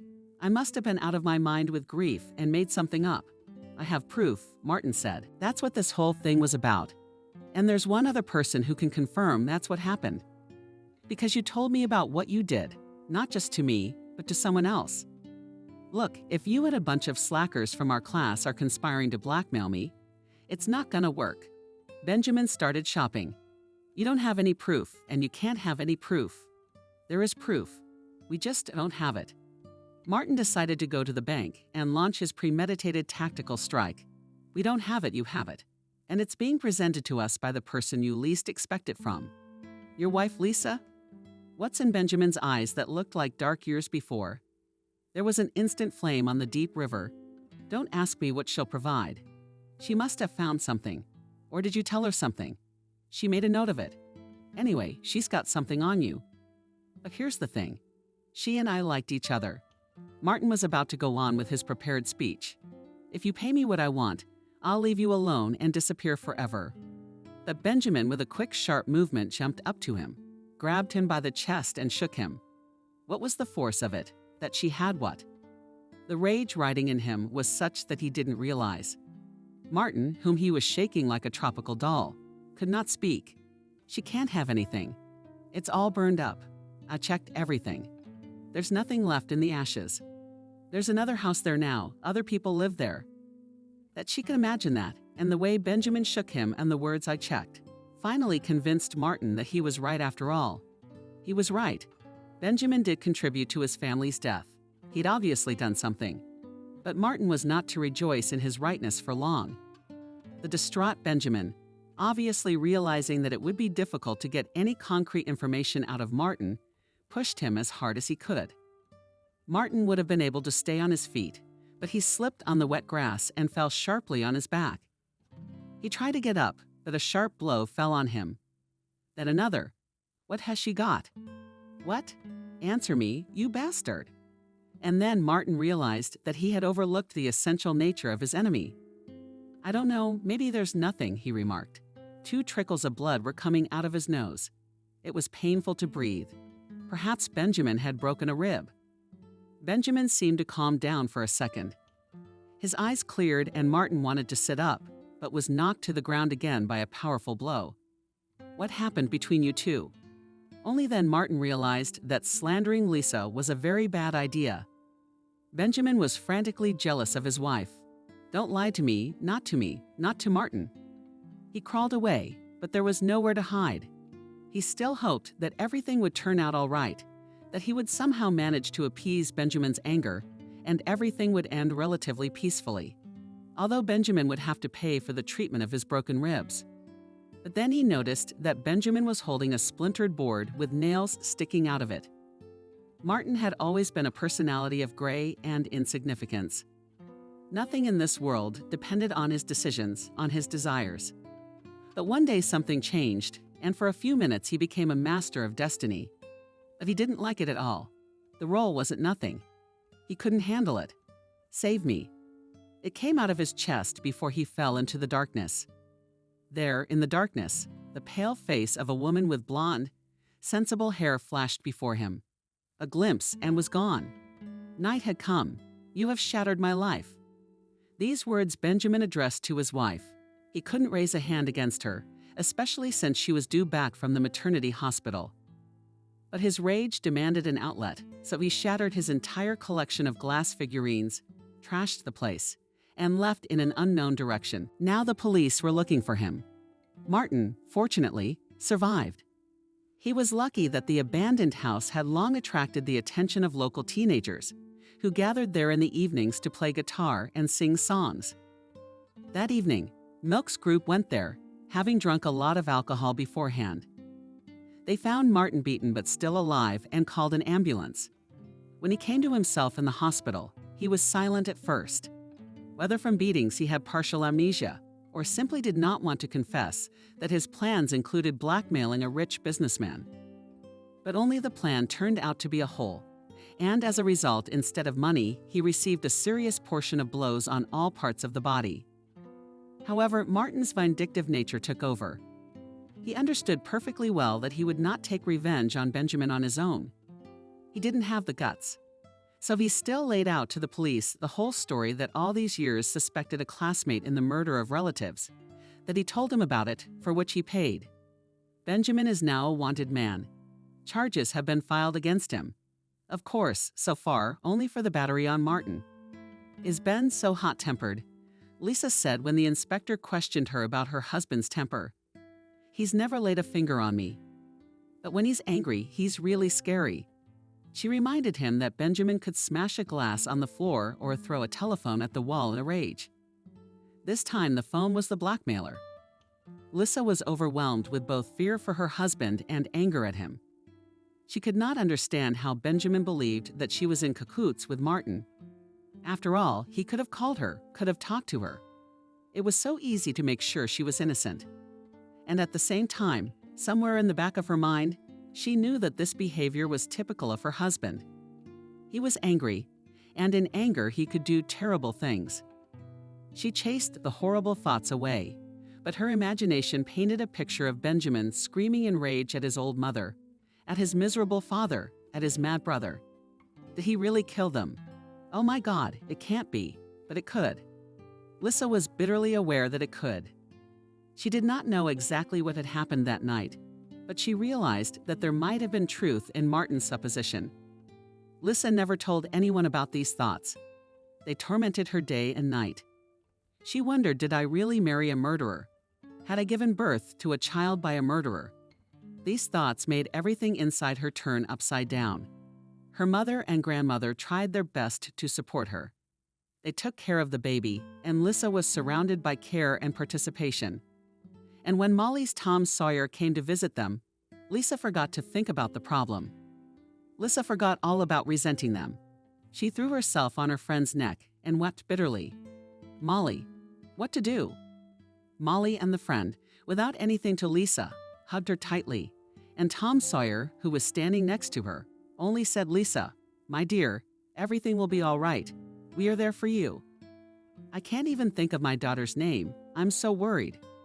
Lisa finally squeezed it out of herself. What is there to think up? Grandma intervened in the conversation. Call Molly a beautiful name. Queen Molly. Oh, really? Subtle, clearly embarrassed. They came up with the idea of naming it after me.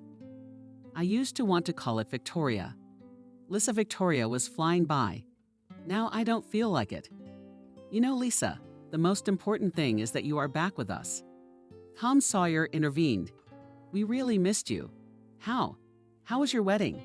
Lisa asked guiltily. Who was the maid of honor? We just signed at the registry office, that's all. We called some friends from work as witnesses. It didn't make sense to put on a show. I'm a modest person, and Molly is introverted, Tom Sawyer explained. My husband, after some events in his life, has no desire to be a star. Molly joked, and everyone smiled. Even Lisa tried to stretch the corners of her lips apart. The support of her friends meant a lot to her. For a split second, it was like she was in the past. In a world where she didn't know Benjamin yet, wasn't his wife. How naive she had been then. She had thought she would know at a glance who her only love was. She criticized her mother who raised her alone. She thought it was so simple and easy to start a family. But it turned out to be more complicated than that. And now she's alone with a baby in her arms. Sometimes she imagined Benjamin would come back. She never even thought of calling his name again. Died with their love that he would be on his knees begging her forgiveness. Says that rage blinded him, that he believed Martin's foolish covenant in vain. No, it won't work. Lissa can never forgive him. Before her, the other terrible side of his nature of wild rage and unbridled cruelty was revealed. No, it's all over between them. Now the whole meaning of Lisa's life was to be centered in her baby girl. She must grow up healthy and happy, no matter what. Meanwhile, the police were looking for Benjamin, but there was no word from him. Probably, Lissa pondered, having calmed down and realized what he had done. He was able to think things through rationally and come up with a good plan to get away from the police. Where he's hiding now, God only knows. But what if one day he wanted to see his daughter? Such a thought often troubled Lissa. But all was calm. At night, a sinister figure did not knock on her window, climbing up the fire escape, and a man in a black hood over his head was not on duty near the entrance. Life flowed peacefully and quietly, reminiscent of Groundhog Day. Events followed the same sequence, and Lissa began to slowly come to her senses and get used to her role as a mother. She made new friends, many of whom were divorced from their husbands. Lissa did not feel alone. On the contrary, she felt much more human warmth than she had before when she lived with Benjamin. When she had hardly any friends, but now she felt that she was surrounded by many kind and sincere people. She herself had become kinder and gentler. Even her grandmother noticed she'd given birth, so she became like a human being, and before she was just being a human being. One day, while shopping with the baby, Lissa, who had bought a stroller, noticed a man in the distance who reminded her of Benjamin. He cast a fleeting glance at her and disappeared into the crowd. She decided not to tell anyone about the encounter for fear of being thought crazy. A few days later, she received an email. The address was unfamiliar, and she almost deleted the letter, thinking it was spam. But on some kind of reflex, Lissa opened the email. It was short, but Lissa had no doubt who the author was. Goodbye, I don't want you to forgive me. I know you can't forgive me, forget about me. I love you, but I'm not coming back. Don't be afraid, I'd never do anything to you. Goodbye again. Glass is cruel and fragile. There's no pity for it. The answer to your question, yes, I did it for the last time. Goodbye, your V, what kind of a theater actor is he after all? Molly said contemptuously after reading this letter, I really hope he has the courage to go out the window. She didn't tire him out. Grandma's a murderer. Whatever happened to him? Is it a shame that is now an unmarried widow? Lissa's mom said angrily. I'd still trust our police, Tom Sawyer remarked. They'll catch him sooner or later. At this, all three of the assembled women rolled their eyes. They didn't have much faith that the police would be able to catch the culprit, especially since Benjamin was no stranger to the world. Yes, he couldn't control his anger, but in a situation where he wasn't in the grip of blind rage, he could reason very soberly and rationally. But it was his hatred for Martin that failed him. He had been in treatment for quite a long time, and then he was recovering from his illness. This story changed him a lot. Martin realized that being a small and inconspicuous man was a blessing rather than a curse. He became even quieter and more noticeable, and even became fond of his own wife, no matter how harmful she was, but still loved him in her own way. But such an idyll could not last forever. Martin began to receive threats and intimidation from different phone numbers. Death to the dog. They burned. And you burn in hell, you bastard. I remember you now, bitch. All in all, Martin had a lot to worry about. For a long time, he lived in fear. Then the police found out that these messages were sent out with the help of a special computer program. The program was used to find the it guy Benjamin had paid. Not much at all, by the way, for what he himself called a prank for a friend. The it guy swore that he knew nothing about what Benjamin and Martin had in common, and that he should have sent rude and threatening messages, but that's not the only sense of humor. Afraid of being charged with disorderly conduct, The it guy gave the police the phone number Benjamin used to contact him. What happened next was not so difficult. Lissa often thought that if the police came to arrest him, Benjamin wouldn't let them take him alive. He's so determined, fearless, and proud. He should have either taken a bullet in the forehead or gone out the window. But no, Benjamin, hiding in some abandoned cottages, surrendered quietly, without excesses. In the few months that he had been hiding from justice, he had changed a lot, gained weight so that even his face began to look less proudly chiseled. His profile had floated. He'd grown shoulder-length hair that looked unkempt and gray. The trial lasted and became strangely quiet. Lissa remembered what he had said about his crazy younger brother. The soul in him did not hold fast. Now the same could be said of Benjamin. No, he hadn't lost his mind and kept a clear perception of reality. But something in him seemed to be holding on just barely. It was as if his will and determination had been taken out of him.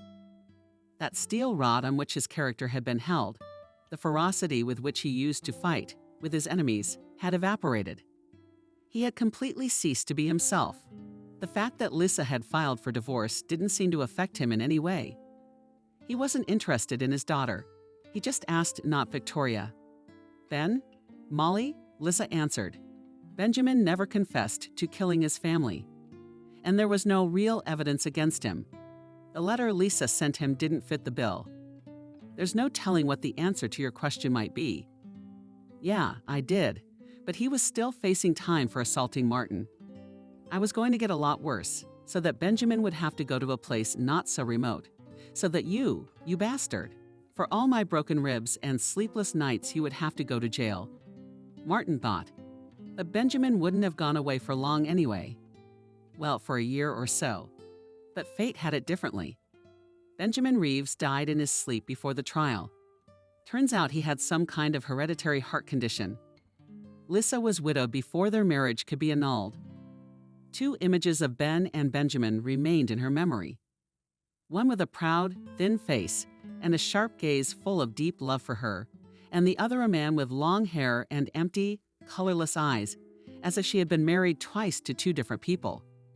Your daddy, Molly, said Lissa to her daughter, who did not understand anything yet, but listened to her with interest. He was a strange man, cruel, scary. But he had will and determination. I hope that's what you've inherited. Let everything else go into the ground, dissolve in the water, be carried away by the wind. Let God judge him for the rest. Let him meet those whom he has ruined in heaven and answer to them.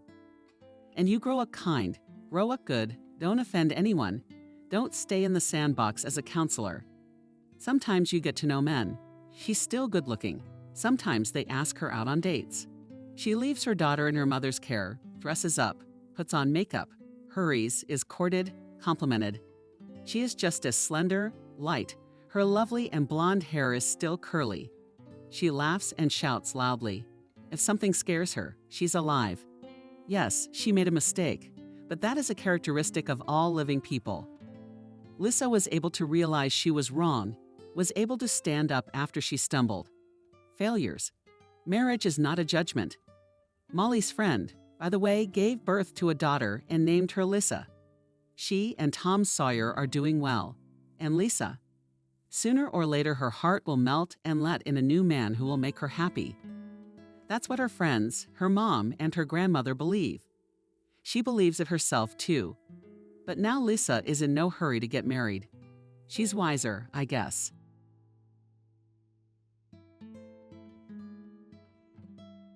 Subscribe and click the bell. Happy graduates came on the stage. They were given certificates. Girls were given flowers and boys were given small gifts.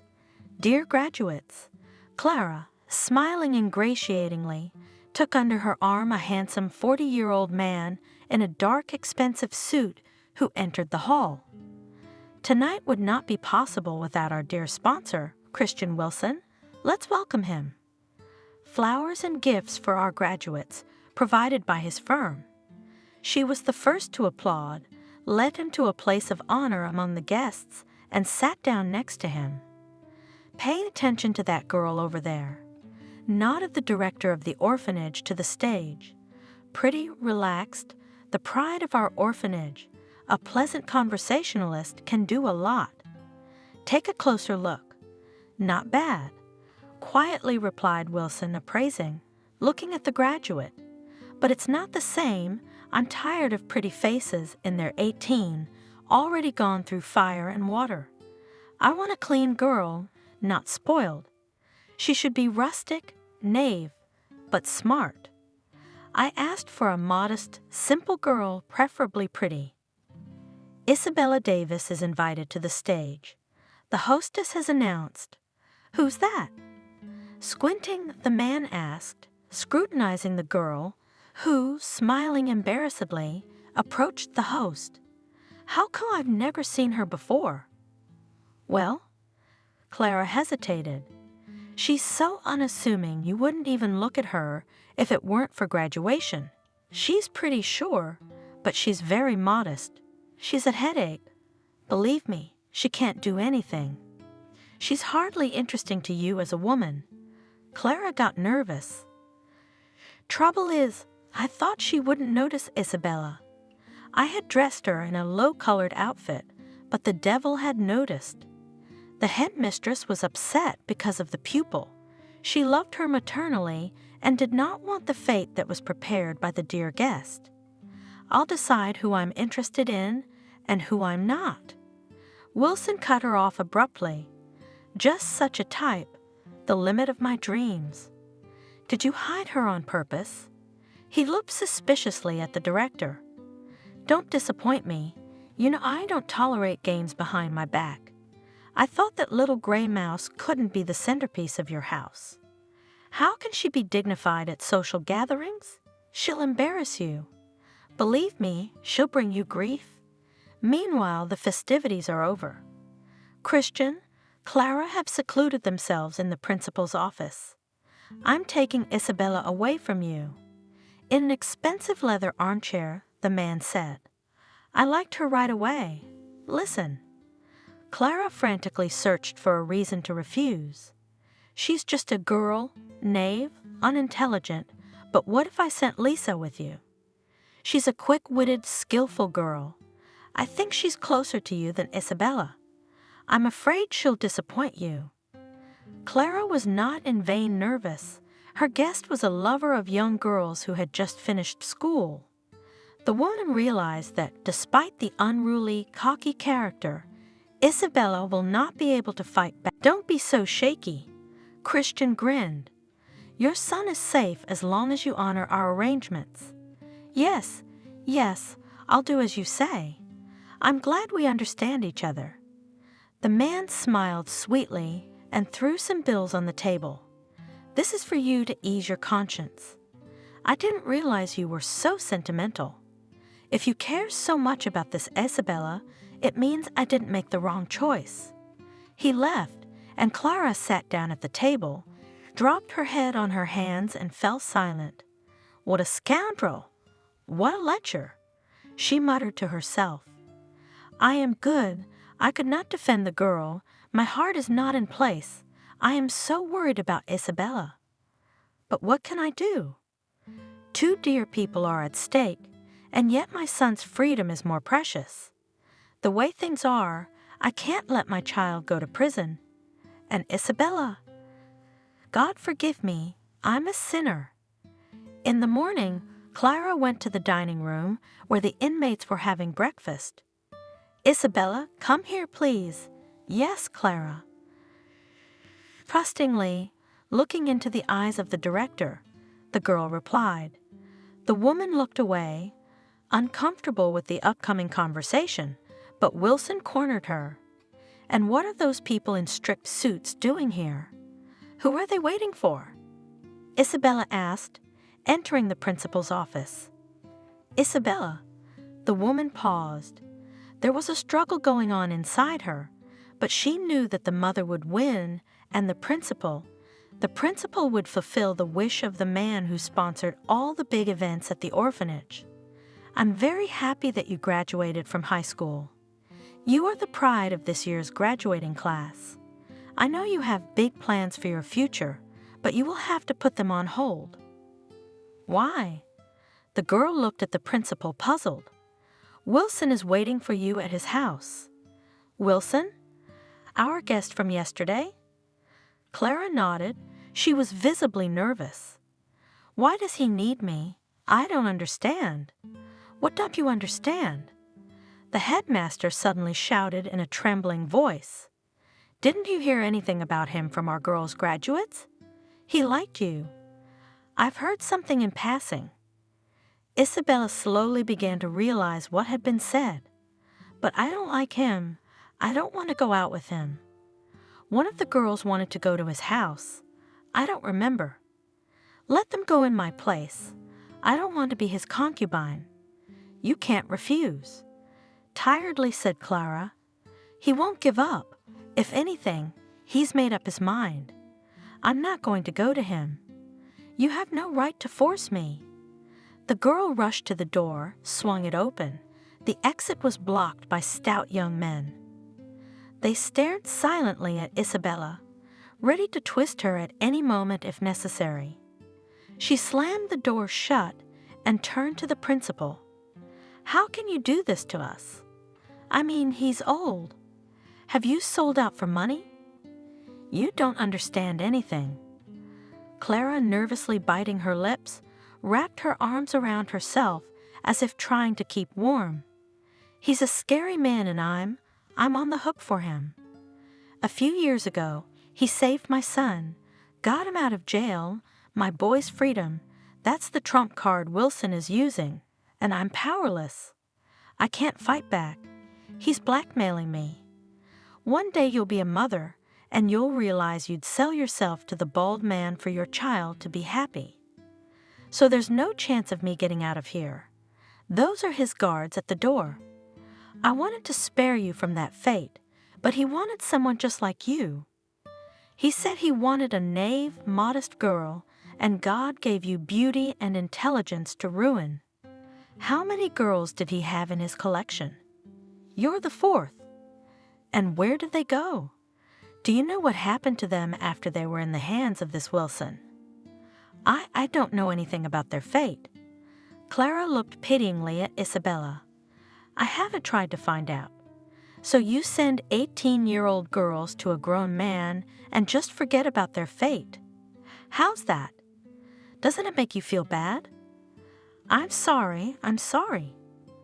Tears came to the woman's eyes. They agreed at once. No one resisted. She grasped Isabella's hand and spoke eagerly. If I could stop him, but my son's freedom is in his hands. You will understand me when you are a mother yourself. You'd better accept it. He won't back down. He's a scary man. He'll stop at nothing. Even if I tried to report him to the police, he'd get away with it. It's all been bought. Isabella stood for a moment, looking into the headmaster's eyes.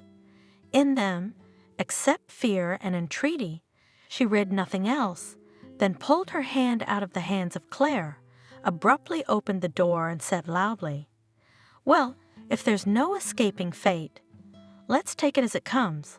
Let's go, boys. Isabella was returning from school, not far from the house, noticed her grandmother, caught up with her mother, who leaned with her back against the fence, sat looking at the surrounding with meaningless eyes. The girl slowed her step and stopped. Well, stood up like a stumbling block. Vanessa shouted, Help your mother to the bed. I can't do it alone. You see, she's drunk again. Lord, when will it all end? Make sense of my foolish daughter. When will you get drunk on this vodka? Isabella obediently came and took her mother under her arm, but she couldn't hold her and dropped her on the ground. Oh, you bastard! Grandmother hit her, dry fist in the shoulder. Quite sensitively, the girl wrinkled from the pain. You can't hold your mother, hold her tight. The two of them dragged the mother to the bed. You didn't watch her again. The old woman scolded her granddaughter. I told you not to let her out of the house. I was at school. How could I watch her? Justified the girl. We left the house together in the morning. She said she went to work. What kind of job? She was fired last week. What am I going to do with them?" The old woman cried. "Both of them and their husbands drink like crazy, and you can't help them. Did you go for bread?" "No, I didn't have time. I'll be right back." Isabella ran out of the house, afraid she'd get another beating from her grandmother. "Isabella," a neighbor met her. "There's your father lying by the store. You should pick him up." The girl hurried to the store. Her father was lying on the side, sleeping soundly. "Daddy." Isabella shook him by the shoulder. "You won't wake him up." Some man said confidently, "And how can I bring him home?" The girl was confused. "Don't be sad, we'll help you." The man bent down, pulled her father by the arm and put him on the ground, then picked him up, threw him on his shoulder and dragged him. Isabella ran after him. "Receive." Entering the house and breathing heavily, the stranger spoke. He carefully lowered his heavy burden onto the couch, straightened up, took a breath, and left. "Where did you find him?" Vanessa asked, making her father comfortable on the couch. "Outside the store, he was asleep. The man volunteered to help. I didn't even ask." The world is not without kind people. "Did you buy bread?" The old woman caught on. "No, I had to come back because of my father." "You wretch!" The grandmother swung and pulled on her granddaughter's back with the towel she held in her hands. Isabella quickly rushed into the store. "What are you going to kill Isabella for?" A neighbor showed up on the doorstep. "You're out of control," Granny grumbled. "No wonder. Parents who do not dry out for a day. The child is not needed at all. Somehow she's still studying well. Another girl in her place would have abandoned everything long ago." "Yes, it's a pity about the girl," the neighbor lamented. "You should caress her. The girl lacks love and affection. One day she won't be able to stand it and will do something. That's why we have to keep a tight grip on her, so that she grows up strictly, or else she'll go down a crooked path like her parents. Wash the floors." She told her granddaughter when she returned from the store. "You've trampled here. I have no strength left." "Okay, Grandma." The girl obediently took a bucket and a rag. "You're driving the girl crazy." The neighbor reproached the grandmother. "She doesn't hear a kind word from you. Is it her fault that both parents have gone crazy?" "None of your business." The old woman replied glumly. "I can't cope alone, and parents are of little use. You should take pity on her." The friend lamented. "But what is the use of that pity? Then she will thank me for teaching her everything." The mother should be an example, but not fate. Both of them should be deprived of parental rights. "I don't think so. It's better to live at home with them than in an orphanage." The neighbor shook her head disapprovingly and went away. "Grandma, can Cindy come to my birthday party?" Isabella asked one day. She was going to be 13 in 2 days. "Think about it. Where are you going to invite guests?" Grandma frowned. "Parents won't let them stay. They just want an excuse to get drunk. Then you'll be embarrassed. We'll lock ourselves in my room. No one will hear us." "Please, Grandma." "All right," Vanessa muttered. "Just don't tell your parents. Maybe you'll get away with it.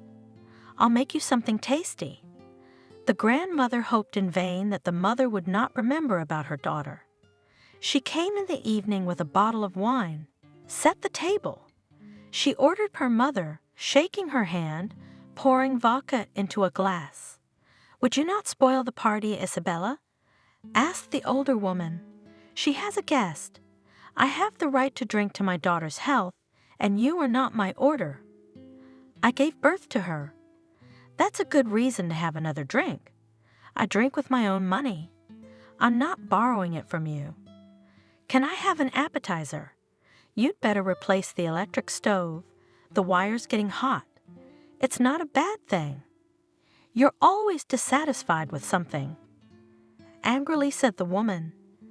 You need, you buy, but I have no money. When I get a job, then everything will be, but until then, do not bother me. You and your husband will always have money for vodka. Vanessa grumbled, serving a simple appetizer. Isabella and her friend sat in the room for a while, watched cartoons, played, and went home.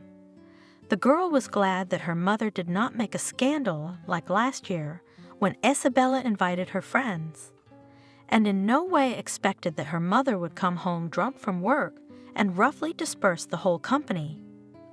The girl at that moment was ready to fall to the ground with shame. In the morning, she kissed her grandmother and ran off to school. Do not delay.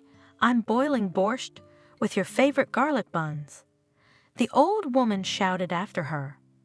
Okay, Grandma. The day was going great. Isabella was in a hurry to get home. She was walking, facing the spring sunshine, and humming a cheerful song to herself. Wow! Approaching the house, suddenly noticed Isabella. An uneasiness stirred in her soul. Was there a fire? There were people in the street, cars, ambulances, firemen. Do you know who has a fire? She asked a woman who was trying to see what was going on up ahead. Isabella. The neighbor looked at her fearfully. Your house is on fire. How? The girl was dumbfounded and rushed through the crowd. Where? Someone called her and tried to hold her back. Don't go to the ashes, stop. Let me go, my mom's there. They grabbed her, held her down. She started to break free. Grandma, Daddy, let me go. Why are you standing there? We have to save her. She screamed, trying to break free from the tight embrace. I have to go to them. Isabella, they're dead. A man's strong arms shook her. You can't go in there, do you hear me? They're gone. Yes, they are. Why are you standing there? Why aren't you helping? They can't be dead. Don't you understand? They're out there. I'll find them. Let me go, please. The girl suddenly weakened, slipped out of my arms, sat down on the grass and wept. She raised her head to the sky. Mommy. The soul-crushing scream rose above the flames and vanished into the sky. Everyone standing around her was heartbroken by the cry. Women wiped their tears with handkerchiefs, men gritted their teeth, and looked sympathetically at the little girl's grief. People were quietly talking among themselves, watching the fire being doused. Suddenly it flared up, and I looked, and it was going up in flames. No one escaped. The firemen came quickly, but there was nothing they could do. They flooded to keep the flames from spreading to other buildings. Do we know what caused it? The cops said it was faulty wiring. Vanessa complained that the electric stove was sparking, but who'd listen to her? All dead. Good thing the girl was at school, or she would have been too. Why did the ambulance come? They thought they could save someone, but there. What a grief! I feel sorry for Isabella. Now she'll go to an orphanage. The girl sat in the grass and stared blankly at the house, tears running down her cheeks. She could not understand that she was left alone, without a home, without relatives. Come on, sweetheart. Someone lifted her up. There's no reason for you to sit here. Come and stay with us until the child welfare authorities get here. You must be hungry. Grandma promised me borscht. Swallowing tears, quietly said the girl. Poor you? Poor orphan. How unlucky you are. The neighbor shook her head. Isabella followed her obediently. Her strength to cry was gone, and there was a persistent smell of burning in her nose. She collapsed on the offered sofa, curled up in a ball under the blanket, and cried quietly. No, I don't believe it. It can't be. Mom, Dad, and the always nagging Grandma. There is no one. How can I go on living? You cry, sweetheart. An old woman stroked her head. You'll feel better. God willing, everything in life will get better." She sighed heavily. The girls were fidgeting in front of the mirror, trying on dresses for the graduation ceremony. The exams were finally behind them. Isabella looked dreamily at her reflection. "I thought they would never end. Now we are free. You see, no tutors, no scheduled breakfasts, no getting up, no going to bed, but life will begin. Isabella, you're so beautiful." The girlfriend did not take her admiring eyes off the girl. "You'd say so too." Isabella looked at herself in the mirror. "I can't believe we've known each other for only 5 years. "Yes," she laughed. "It seems like a lifetime." She ran over to Kelly and hugged her tightly. "You know, as strange as it sounds, I'm glad you ended up in our orphanage. I was always jealous. You're lucky to remember your parents." "Yeah, lucky. I just remember them, always drunk. I never even knew mine. Do you remember when we were friends?" "Of course I remember." And Isabella got sad. The ritual, the new girl's registration. Everyone was laughing, and I was on the floor with a broken nose. You were the only one who stood up for me. From that day on, no one ever tried to mess with you again. Of course, because you fought like a tiger." Isabella laughed. "I'm sorry we have to break up. I'll miss you. But we'll correspond. We'll return phone calls. I'll definitely come visit as soon as I get settled, and you come too. You finally decided to go to modeling school. Haven't you changed your mind? Well, can you imagine what awaits you there?" "Yes." The girl dreamily spun around the room. "It's not for nothing that I earned my portfolio. Tried to participate in all the events. I hope they'll help me get through the competition. Yeah, with your looks, you could be an actress, not just a model. Juliet would be amazing in your performance. In our amateur talent show, you're unrivaled. Don't exaggerate." Isabella was embarrassed by the flattery. "We have a lot of talented kids here. Thanks to her, my literacy is invisible. She made me participate in all Olympiads and events. Lucky you, Isabella. You know what you want to get out of life?" "Well," Isabella hugged her friend. "Why are you so sad? We'll be fine, and you'll find yourself. Shall we go to the auditorium? They're giving out diplomas now. They say Wilson has prepared such presents for us. I can't wait to see them." The girls went to the auditorium that were already in full swing handing out certificates. "Look," whispered in my friend's ear. "Wilson here at the age, and yet nothing like that. Attractive and in good shape, his peers have long since grown their bellies, and this one is watching himself, and still that walker, not a single beautiful woman will not miss." The girl laughed. "And still not married. I'd like to see the one he will marry. Who is she, anyway?" Isabella asked, looking at the tall, broad-shouldered man with the piercing look in his blue eyes. "You're crazy." The girl was surprised. "This is the local patron of the arts. Everything we have in the orphanage is his merit.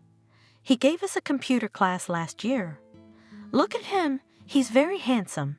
Many of our girls have a crush on him." "Uh-huh," agreed Isabella. "But it's old. What do they see in it?" "You don't know anything about men. At this age they are at their best. And what does it matter how old he is?" Hotly whispered in her ear friend. "If he has money, chickens do not peck. Anybody with him, like behind a stone back, a dream, not a man. How do you know?" Isabella looked at her friend suspiciously. "We're waiting for Isabella Davis." The girlfriend suddenly heard. "Go." Isabella pushed Isabella, the girl. "It's your turn. Imagine you're on the runway. Show everyone what the first beauty of our orphanage should look like. Let them gasp at your attractiveness." The girl walked to the stage, Returning to her seat, she felt the stares on her. Wilson was looking at Isabella in a way that made her uncomfortable. Why is he looking at me so strangely? She thought, and shivered under the predatory gaze of his blue eyes. It's like he's undressing me. I wouldn't want to be alone with him. Huh? She restrained herself. I thought, why would he want me? But Isabella was not mistaken. Christian was staring at her with a greedy gaze. I must have her. The man thought, gazing at the girl. Very nice. He smiled, satisfied, anticipating a night in the arms of the young beauty. Isabella felt uncomfortable, in the company of 3 scowling, taciturn men. Where are we going? The girl could not bear the long silence, trying not to show how frightened she was. Christian's country house. The man was silent. If you behave well, the owner will not offend. He likes obedient young ladies. The men laughed. It depends on what he expects from me. The girl thought to herself. One thing is clear, there's no point in begging him to let me go, and I'm not going to snot. Rose-colored glasses also long ago removed. I understand, not tea drinking invited. The only thing left is to accept the situation as it is, and then think how to get out of it. It's okay, I'll be able to stand up for myself. If you cannot escape from fate, you must take a chance, try to get out of poverty, so that no Wilson in the future no longer dare to drool at the sight of me and offer all sorts of abominations. I'm strong, I can handle this old man who likes young girls. I'll make him dance to my tune. I won't give up so easily. He doesn't expect to get me on a silver platter. Life in an orphanage had taught me a thing or two. And yet Isabella was scared, her heart clenched uneasily from the unknown. Here we are, the driver announced, stopping the car in the yard of a huge country house. Come. The guard opened the door in front of her. Christian is waiting.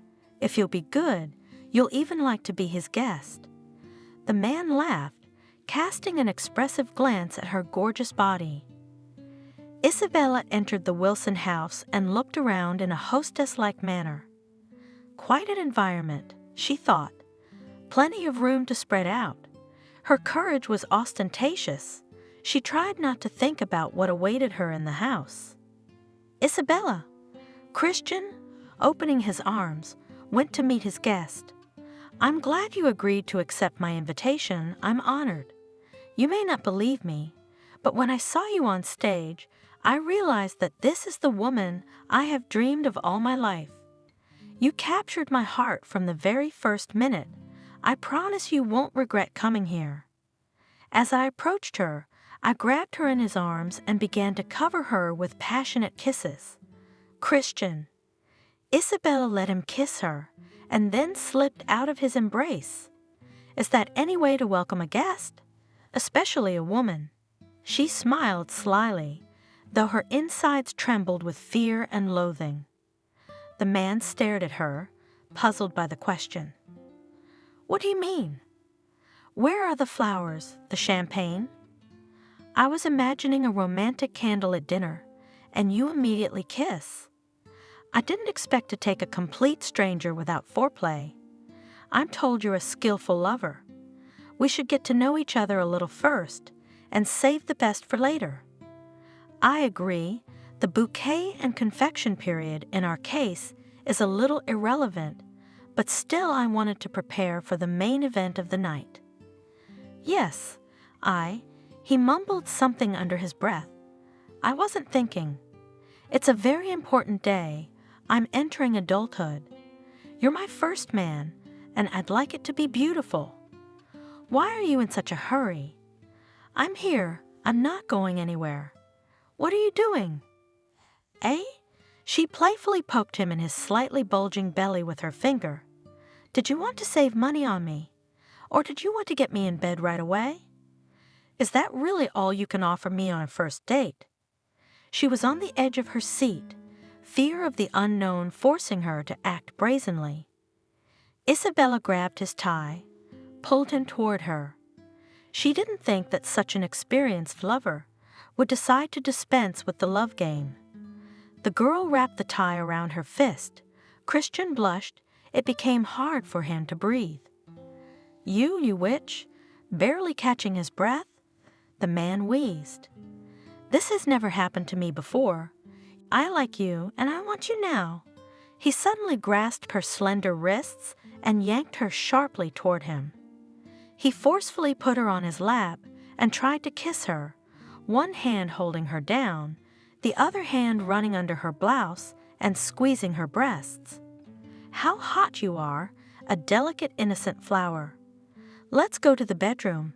I am overwhelmed with desire to possess you." "Ah, you old lecher." Isabella shrieked and slapped him hard. "What are you doing, bitch?" Christian howled and grabbed his cheek. Taking advantage of the confusion, the girl jumped to her feet and ran a safe distance away from the excited man. She stopped by the hotly burning fireplace and grabbed a poker. "Don't come near me. I'll defend myself. Don't expect to get away with this." Wilson hissed, rubbing his cheek, hot with fire. "You seem to have forgotten where you are and why you're here. Don't make me angry. I can take you by force right now. Don't play with me or you'll regret it." "I don't want to," she shouted, looking at him with a burning, feverish gleam in her eyes. "How do you want it, my dear?" He smirked. "Rose petals in bed? Light music? Soft whispers and poetry reading until morning? I'm past that age. I prefer to spend my time making love.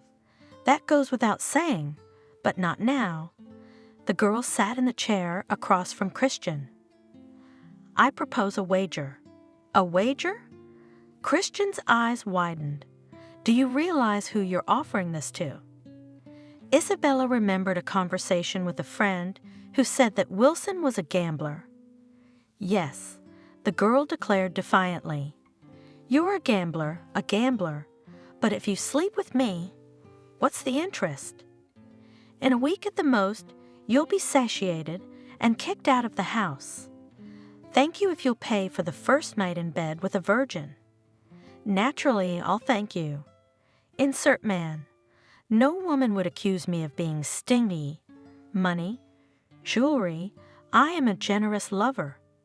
"That's understandable, but I suggest you entertain yourself in another way. Admit it. Do all your days resemble one another?" "Perhaps. Christian is wary. You boast that women never complain about you. I've heard that many try to get your attention and swear eternal love just for the money. You buy women, change them like gloves, and not one has ever said she loved you out of her heart and not for wealth. Yes, everyone's happy to be in your bed. I don't see where you're going with this, do you?" Wilson frowned. He was beginning to be annoyed by this willful girl. "But I'm not one of them, and you're not my type. That's not the kind of man I've seen around me." Isabella paused meaningfully. "But if you manage to make me love you, I will become yours without any additional conditions. Do what you want with me then, and when I get bored, you can throw me out on the street. And the second condition? But if you yourself fell in love with me to unconsciousness, then I will still become yours, but only through the registration of marriage.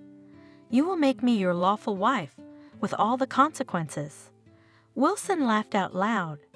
"Do you know that I never lose?" "We'll see about that." The girl grinned. "Don't hope that the problem is so easy to solve. But I still don't understand. What is the bet?"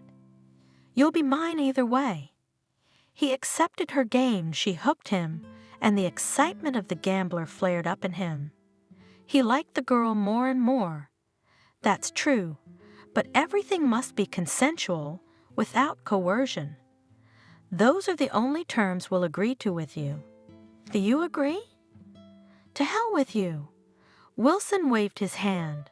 But now I want to make love to you. I've already put this moment off for too long. I didn't bring you here for a heart-to-heart. He made an attempt to get closer to her. No, no. Isabella gestured for him to stop. Nothing can happen between us now. You yourself agreed to my proposal. For the rest of the bet, no bed. We agreed to make love consensually. Are you ready to sign off on your own loss? That doesn't sound like you. So now we're going to separate rooms and that's it? Of course. Isabella explained impatiently, like an unreasonable child. That's the point of our pact, to fall in love for real. And then either you get me or I get you. And at the end of the bet, we'll have a long married life. You won't lose anything at all. You'll only get me a little later.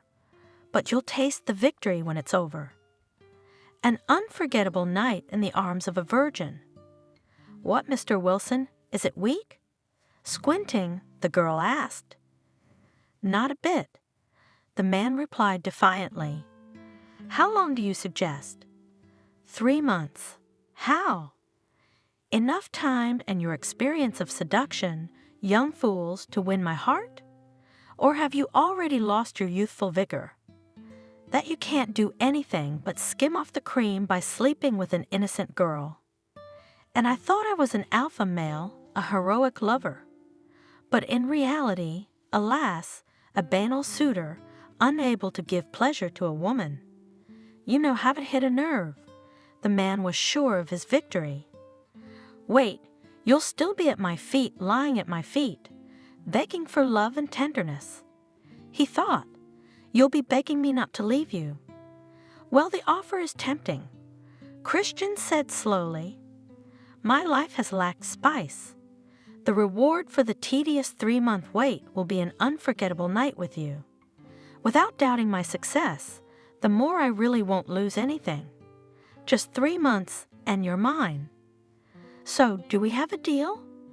Isabella held out her hand to the man. Deal. He shook it with his strong hand. And you yourself will be able to endure 3 months? The girl was silent. You won't. Isabella grinned to herself. I'll never love you, and I'll never be your lover. I'm not likely to win over a man so adept at lovemaking. I just need to buy time, and then I'll decide what to do next. Little fool, you don't know I've never lost a game in my life. Wilson thought, looking at the girl with eyes darkened with passion.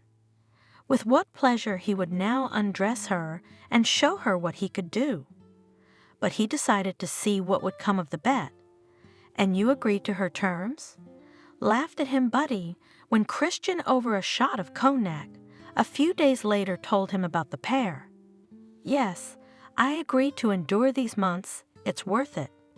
You don't realize how seductive she is, and you hope she'll fall in love with you. I do. Arrogant, Wilson declared. You know I'm an expert in female psychology. In a month at the most, she will surrender to the mercy of the winner, and I will triumph, having gained power over this little girl who thinks herself a seductress of men's hearts. In fact, I'll be her first man. Christian? His friend looked at him suspiciously. Have you fallen in love with your prisoner?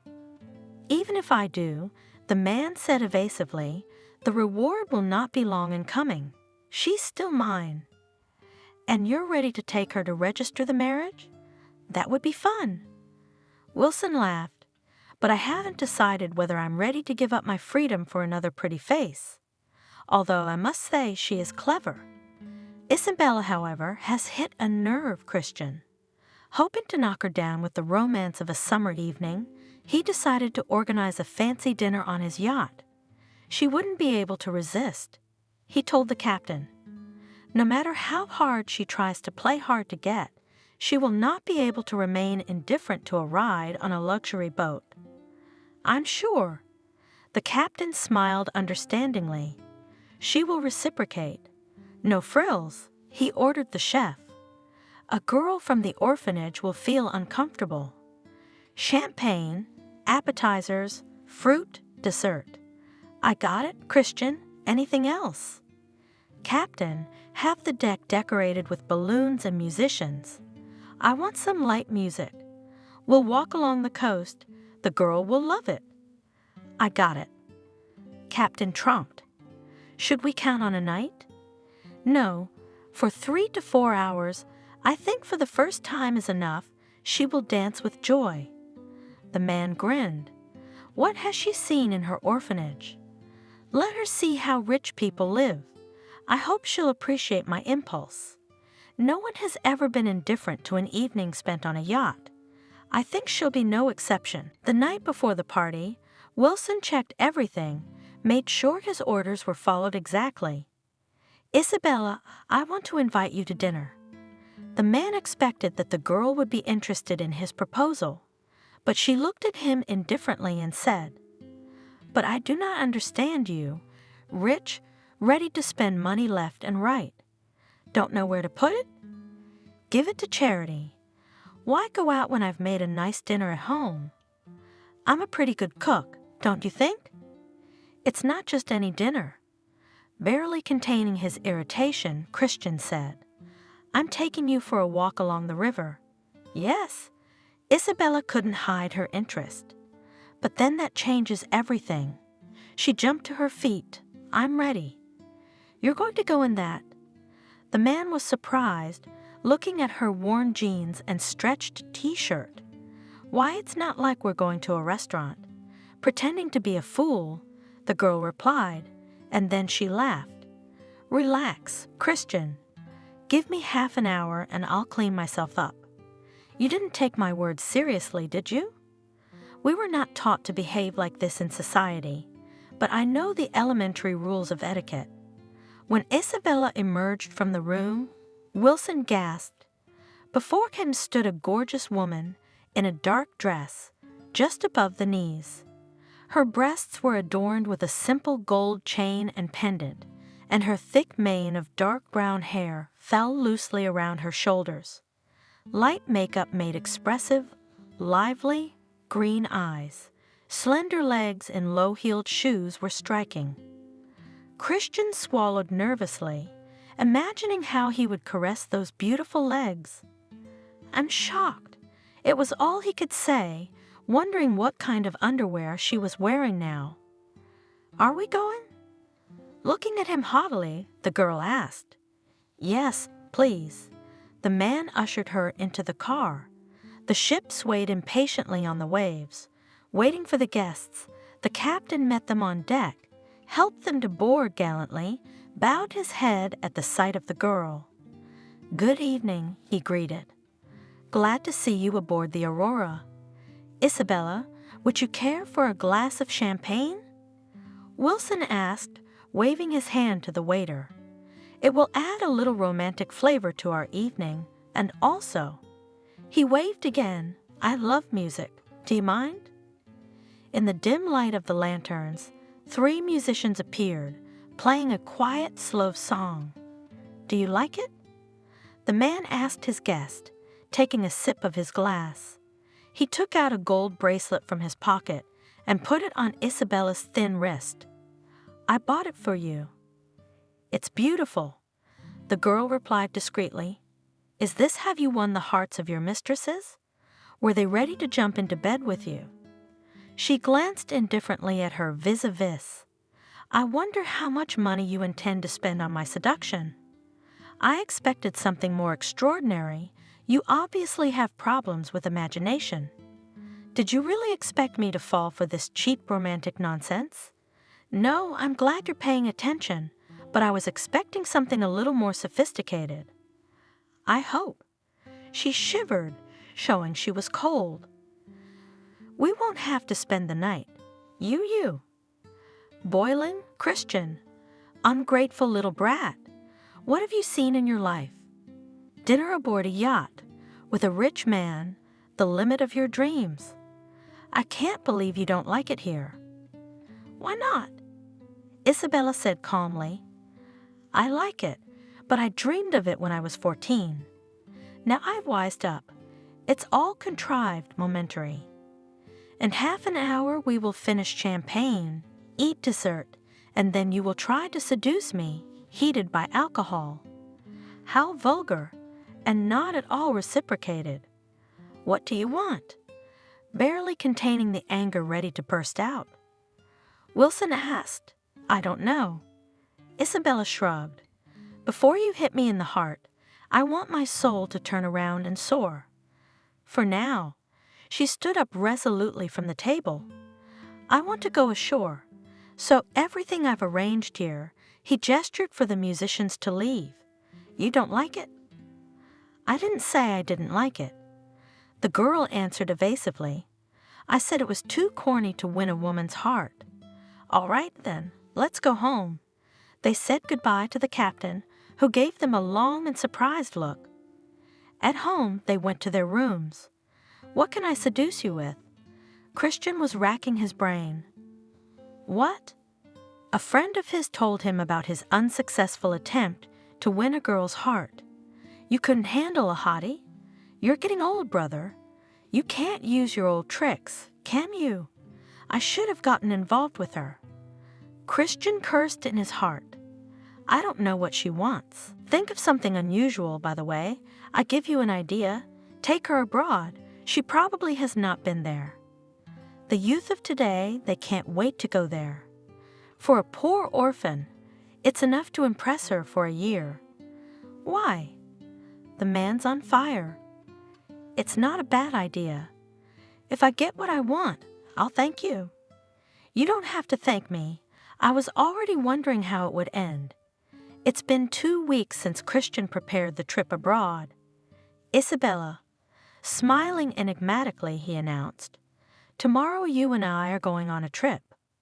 I hope we won't have to take a boat this time. I can't reveal all the details to you yet. Trust me. Wear loose clothes so you'll be comfortable. I have one condition." "What's that?" The girl looked at him suspiciously. "I'll blindfold you. Until a certain point, you must not know where we are going." "Agreed?" "Do you have to be blindfolded?" "Yes, otherwise it won't be a surprise." Isabella was blindfolded and brought to the airport. Christian helped her aboard a private plane, and only there was allowed to remove the blindfold. "An airplane?" the girl asked excitedly, looking out the porthole. "All my life I dreamed of flying in an airplane at least once, so I managed to impress you." "Let's put it this way," Isabella said discreetly. "I like the fact that we're going somewhere." "I'm sorry," a few hours later, Wilson informed. "I have to blindfold you again." Isabella was elated in her heart. She had dreamed of traveling for so long. They crossed the helicopter. "I want to see where we are." Isabella fidgeted impatiently in the seat. "Be patient." The man stopped her. "Soon you'll see everything." When the engine died down, Wilson untied the blindfold. "Where are we?" Isabella exhaled in disbelief. "On the roof?" "We're on a rooftop in Paris, and there's dinner waiting for us." He held out his hand to her and led the way. The girl's breath was taken away by the beauty. The city was visible as in the palm of her hand. The warm wind was developing her dark hair. It was a little scary, but Isabella didn't give any sign. "Callie will not believe that I saw the Eiffel Tower with my own eyes," the girl thought. Her heart fluttered with joy, but she didn't want to admit that she was overwhelmed by the incredible adventure. Christian seated her at a table. A waiter appeared from somewhere with a bottle of wine. Another brought hot food. The waitstaff tried to be discreet. "Do you like it?" the man asked, seeing how her green eyes lit up. "I can't say I wasn't moved. It's a little trip," Isabella said. "But I don't understand. Why spend money on meaningless things? I wanted to do something nice for myself. To throw so much money away for an hour's dinner? That's just stupid. Are you trying to make me angry on purpose?" The man spoke softly in a voice that didn't bode well. "Yes, anyone in your place would kiss my feet after such a trip and pray to God for me. I don't see a queue of people falling at your feet in the house." The girl sneered.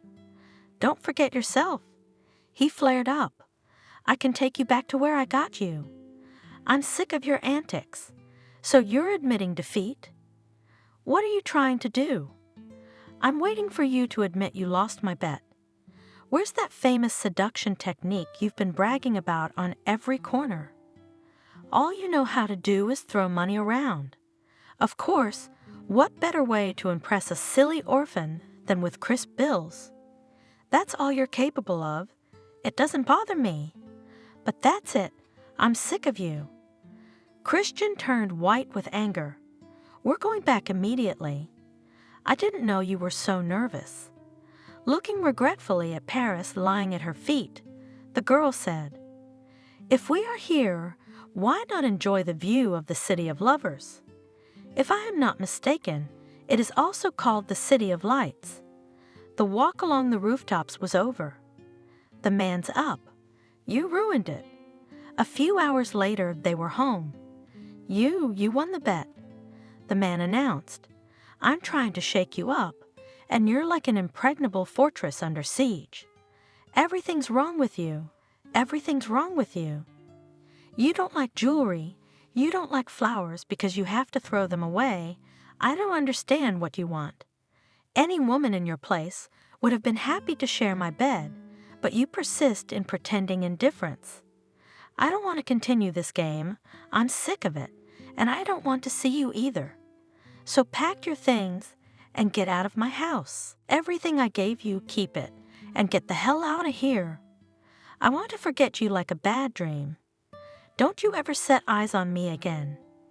If you say so." The girl shrugged her shoulders. "Don't be afraid. I won't tell anyone that you can't impress a modern woman with anything. If you say another word," clenched his fists, gritted through his teeth Wilson, "I will not vouch for myself. Will you allow yourself to hit a woman?" She made big eyes, and her heart sank into her heels at the sight of the enraged man. Isabella did not try her luck, silently packed up and left. "Well, what have you achieved?" she pondered, walking through the streets of the city. Left at a broken trough, what to do now? In the most difficult moments, she dialed a familiar number. "Hello, girlfriend. Isabella." She heard a cheerful exclamation on the other end of the line. "I was so afraid for you. I thought you weren't answering your cell phone. What if something terrible happened? I've heard such horror stories about your Wilson. He's not mine." Isabella cut it off. "Don't listen to the gossips. Tell me, how are you doing? I'm wandering around town, wondering what I'm gonna do. Christian kicked me out the door." "That's news." Kelly was amazed. "What are you thinking about? Coming to the orphanage? Or do you want to go back to him? You know, I think he fell in love with me like a boy. I got what I wanted. I made him lose his head. That's why he's mad. What about you? What about me? I don't even like him. Then what are you thinking about? Come back. You'll be welcome here. What am I going to do there? It's too late to go to college. I can't find a place to live right away.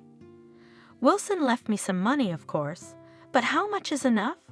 And anyway, why am I showing off?" Suddenly she said, "Marriage to such a man would open many doors. A modeling agency certainly wouldn't be an obstacle. Isabella, are you crazy? You don't love him. Can you imagine what it's like to live with someone you don't love? So what?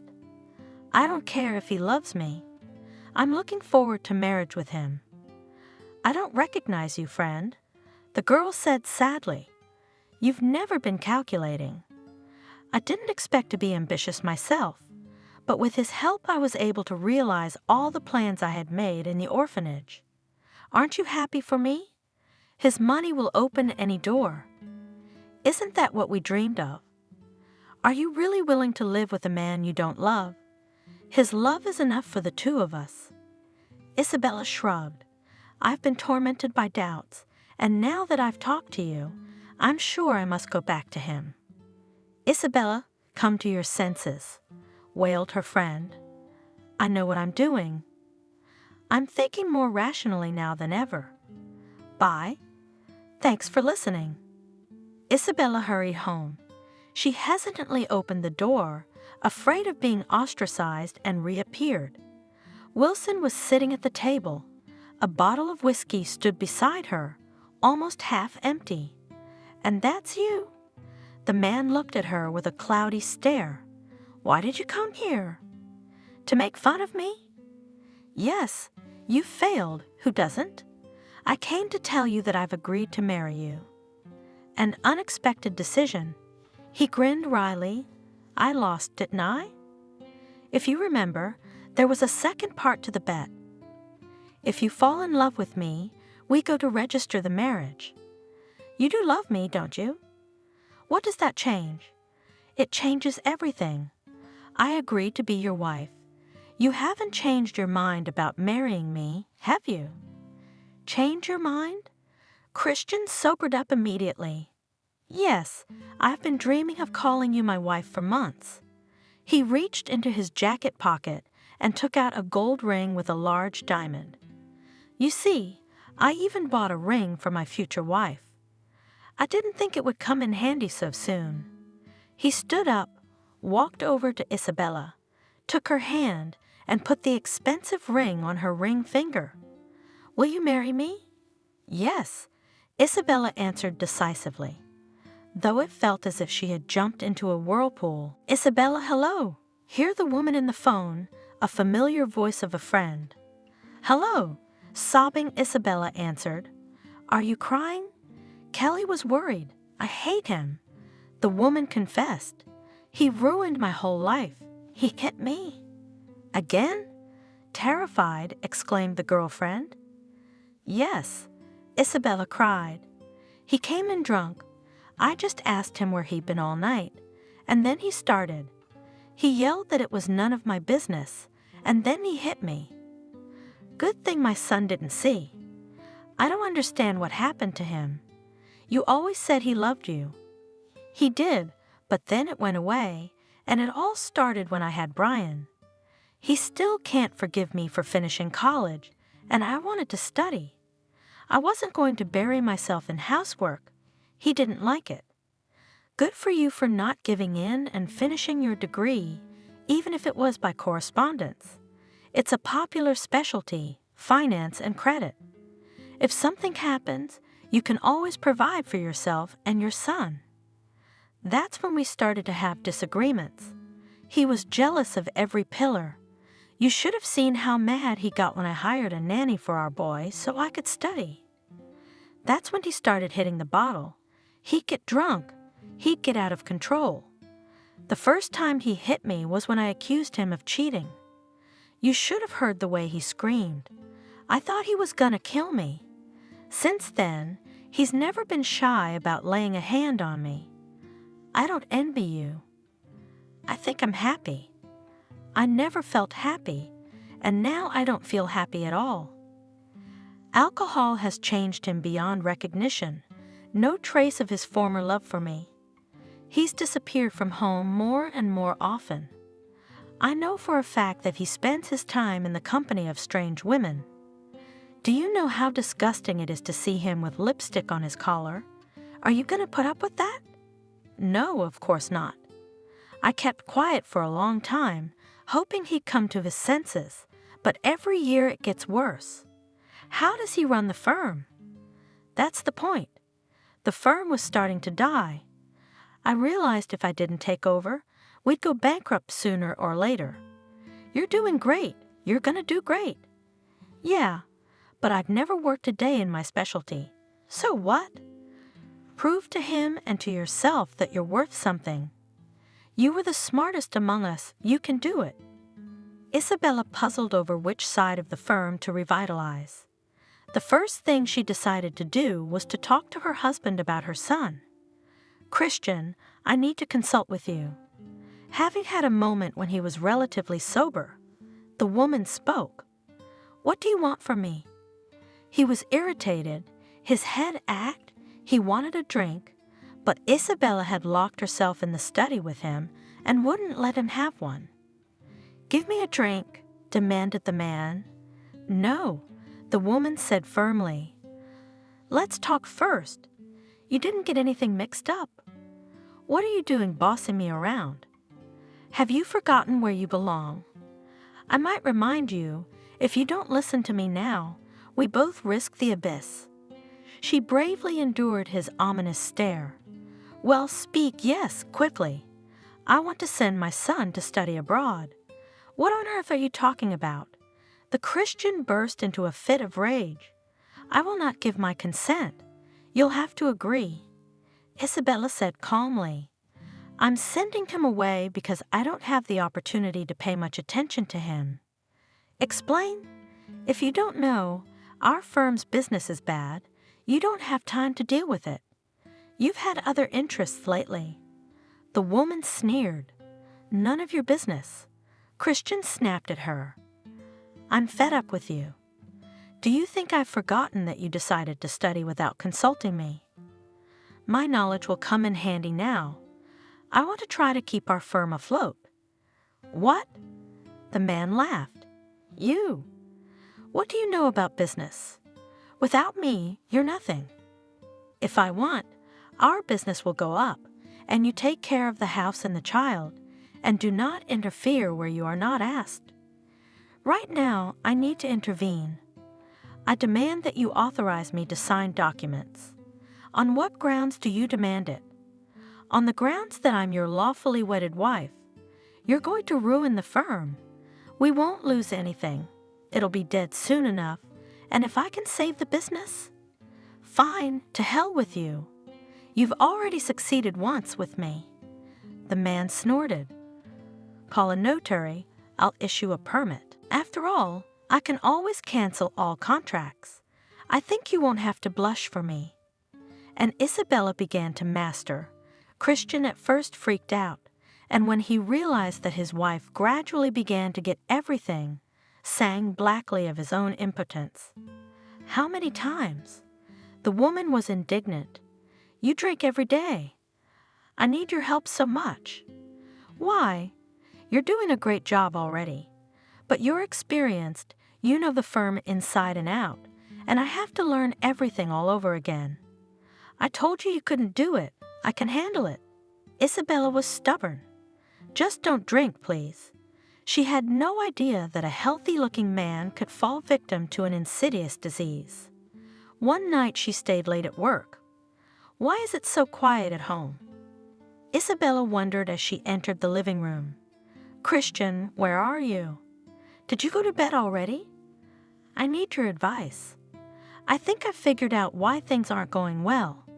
She looked into the kitchen. Her husband was nowhere to be found. She opened the bedroom door and was horrified. Christian, what's wrong? Isabella rushed to her husband, who was lying on the floor with his arm tucked under him. Christian, don't frighten me. The man mumbled, writhing in pain as his wife tried to lift him up. Christian? Isabella cried, startled by the realization. You're having a stroke. Wait, I'll call an ambulance. She called the doctor, asked the guards to move her husband to the couch. Unfortunately, you're right, Christian is having a stroke. Confirmed my worst guesses, doctor. His right side is paralyzed. I'll prescribe therapy, of course, but whether he'll make a full recovery, I can't say. We don't know exactly how long it was before you found him. The outcome of the disease depends on that. Doctor. Isabella grabbed the man's arm fearfully. I beg you, don't tell anyone that Christian is paralyzed. If partners and competitors find out about his condition, our business will be ruined. I'll repay you whatever you say, and I'll pay you for your silence. Good. The doctor looked at the woman in surprise. It's up to you. You're in shock now. We'll talk later. One more favor. Help me find a professional nurse for him. That won't be a problem. I promise I'll find the best one. What am I supposed to do now? Pray to God and don't give up hope. Christian, young man, he'll do fine. Isabella is immersed in business. Not a living soul knew that Christian lay a vegetable in their big house. Only the nurse and the cook were allowed to see him. Isabella. One day the secretary informed her, "A rival firm wants to see you." "What is it?" Isabella felt a chill go through her. "They didn't say, but they've set up a meeting for tomorrow at the cafe." "Well, let them know I'm ready to meet." "Oh, and tell the chief accountant I'm expecting 6 months' worth of returns." Half an hour later, the chief accountant showed up. "Isabella," he began, "I don't understand why you're digging through old reports." Chuckling to himself in a mustache, the man asked, "Why should such a pretty head have to bother with such dull figures?" "Christian checked them. I don't think you'll find anything interesting there." "I'm interested." Trying not to lose her composure, the woman replied, "To understand why lately we've had lucrative deals fall through, why the materials we partially paid for don't arrive on time. You can answer me these questions, can't you?" "Well, my dear," stretching words and hinting that she knows nothing about the affairs of the construction company, said the chief accountant, "It happens, sometimes deals are broken and suppliers let down. It's all business. I need a full report and analysis of the working firm. If you can't give clear answers to my questions, I won't keep you. You're firing me." The man's eyes widened in surprise. "I do not need people who do not cope with their duties and also let you openly laugh at the head of the firm. You're not the head of the firm. As long as my husband is sick, I am the head of the firm. If you don't want to follow my orders, the door's over there. Do you understand? Instead of helping me to save the firm, you're sticking your fingers in my wheel. Christian is sick, and you're happy to tear up his life's work, you ingrates. My husband has done so much for you. I see you get a good salary, go, work, and that by the evening, the report was on my desk." Isabella said firmly. Shocked by her rebuff, the chief accountant silently went to his office. "Can you imagine?" The man was indignant. "She told me off like a boy. I've been working in this company for 20 years, she, without a year a week, and already in full command. Who is she anyway?" Supported his colleague. "We have never seen her before in our lives. They say she has not worked. How will she be able to save the company? Did Christian buy her diploma? Yeah, someone gets gold, but she gets a diploma. With that kind of knowledge, she shouldn't be in business. How did she manage to marry Christian? He was a confirmed bachelor. Don't you know how girls like that get married? With a figure like that, a face like that, you could seduce anyone. I can't wait for Christian to come back to us. I know in my heart she'll bring the firm to a standstill. I wonder how she'll sort out the accounts. She probably only knows how to spend money. Why are you going after her? Isabella's got an advocate. Let her try, see if it works out. Christian will be back, and her competitors aren't dormant. You mark my words, they'll try to get their hands on the firm." The next day, Isabella came to the cafe to meet with a representative of a rival firm. "What did you want to tell me?" Without further ado, the woman asked, "How's your health, Christian?" "By your prayers. I don't think you asked me here to ask about Christian's health. Tell me what you wanted to say." "I don't have much time." "It has come to our attention," the man spoke softly, "that your firm has been experiencing some difficulties in recent months. We'd like to help. Help how? We'd like to buy your firm out of your problems. Why would a pretty woman like you take on a huge business? You don't know much about construction, to put it mildly. Yes, things are a little rough right now, but it's only temporary."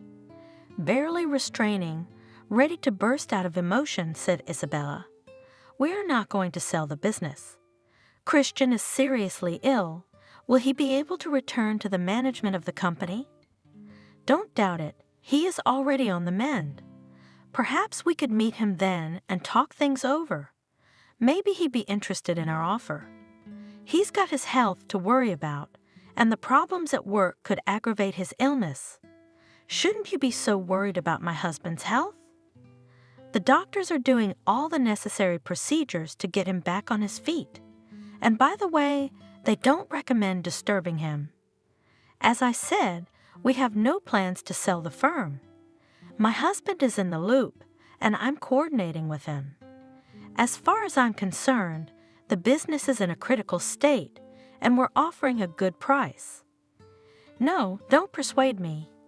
My husband will soon get back on his feet and figure things out on his own, but in the meantime, I'm doing a good job of running the firm. I hear the employees don't trust you very much. I wonder how you know so much about our firm. Oh, I get it. There's an inside man on the payroll. Let's not talk about that. The man avoided answering. If you'll excuse me, I have to go. Isabella got up from the table. We have nothing more to talk about, so you'll consider our offer? I won't be able to offer such a favorable price next time. My answer is no. Isabella flew to work. We have a mole. How did I not realize? She thought. That explains everything. My job is to find it, and the sooner the better. She meticulously studied every document, even taking her work home. There in silence, she worked easier than under the gaze of subordinates, who frankly laughed behind her back, skeptical of her ability to pull the firm out of a series of bad deals. Imagine that. She complained to her friend. They don't take me seriously. No wonder. Callie laughed. With the way you look. Who's gonna believe you're good at accounting? That you're so smart. I have to find the mole, or our competitors will be working ahead of us. Think, analyze, concentrate, and then everything will work out. And Isabella, day after day, got deeper and deeper into her work. Explain it to me, please. Looking at the contracts, she asked the chief engineer, how come we refuse to build a shopping center on such a profitable site? So their geodesist surveyed and concluded that the soil is not suitable for construction. Then why did the competitors start construction on this very territory? I don't know. The man was embarrassed. Who made the decision not to build? That's how he stopped talking. The address of the surveyors who did the report. So he hesitated. That's right. Their firm closed down. How is that possible? Why are you being so secretive? Get me the chief accountant right away. He paid for the work done, right? He must know the address of the company. The chief accountant entered the office cautiously, explained how it happened that the firm, which made a conclusion about the state of the soil on the site on which they planned to build a shopping center, closed immediately after signing the papers. Give me its address. I'll go to deal with it myself. So know the address, mumbled the chief accountant. I wonder how many plots we lost because of this fake firm. The men looked at each other in silence. You both immediately write a letter of resignation. Isabella ordered quietly but firmly. You have no right to fire us. The chief engineer shrieked. We were hired by Christian. Don't you dare poke me. I'm in charge of personnel here now. Get out, both of you. Isabella, the receptionist came flying in. How could you fire the most responsible employees? Christian wouldn't allow it. Christian didn't realize that these responsible employees had recently started working for the competition. Simply put, they were selling out, betraying their boss. If you don't agree with my decision, I will quickly find a replacement for you. Isabella looked at the girl expectantly. She shamefully kept silent. That's fine. Now you need to find replacements for these two honorable people. It is better if it will be found among our employees. Okay, I understand, but what should I tell the staff? I'll figure it out. The girl left, and Isabella took a deep breath, then got up and went to the conference room. Gather me the heads of departments in accounting. I need a lawyer immediately. Right away. The secretary looked at Isabella with respect. 10 minutes later, everyone was gathered in the hall. I fired 2 employees. After a thorough investigation of the firm, it turned out that they were working for competitors. Now I believe our business will be more successful. I need your support. Christian has stepped aside for now. I'll need time to sort things out. If anyone is unhappy with the woman at the helm of the firm, they can report it immediately. The rest of you, I demand full commitment. If you have any candidates in mind, I don't mind reviewing their resumes. Any questions? Then let's get to work. The employees came out of the meeting puzzled. So much for the model. They marveled, and we laughed at her, but she was so clever. Even Christian could not find the moles, and she quickly identified them. So how could those who started the firm with him be suspicious? Don't get too excited before the competition finds out Christian's doing badly. If no one tells, maybe it'll be all right. But the competitors weren't dormant.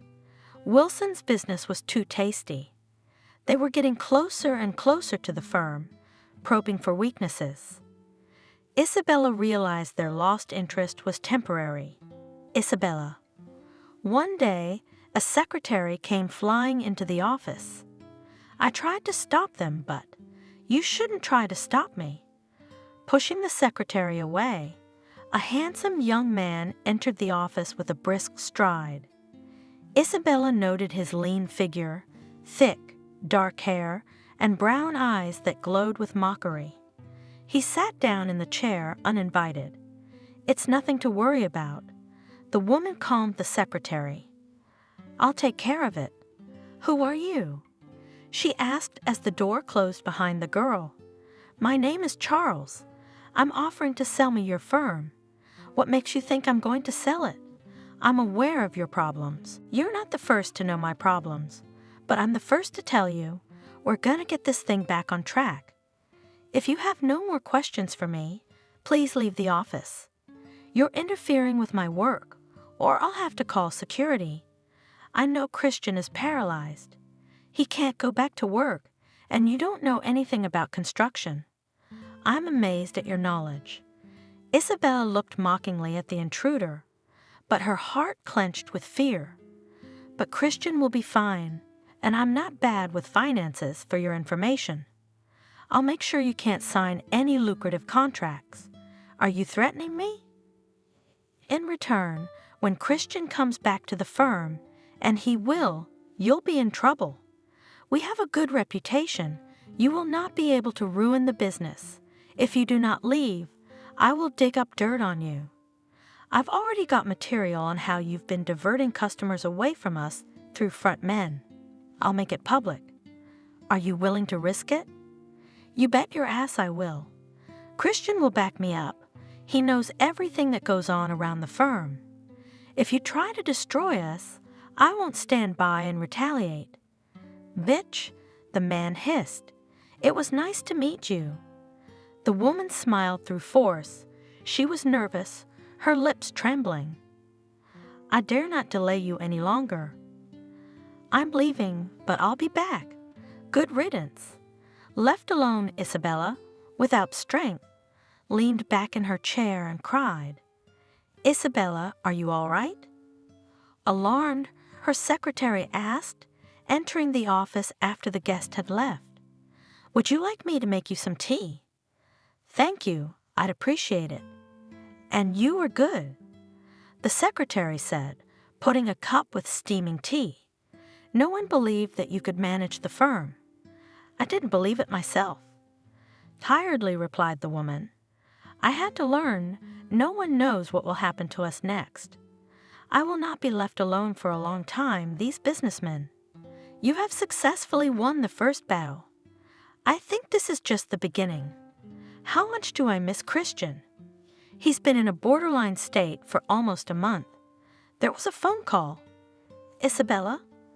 The woman on the phone heard the excited voice of the nurse. Christian, he's awake. Roger, on my way. What's wrong? The secretary asked, seeing the change in her face. Christian came to his senses. I'm leaving now. Don't tell anyone yet." Isabella hurried home. She didn't know how she saw her husband and was afraid to meet him. "Are you here?"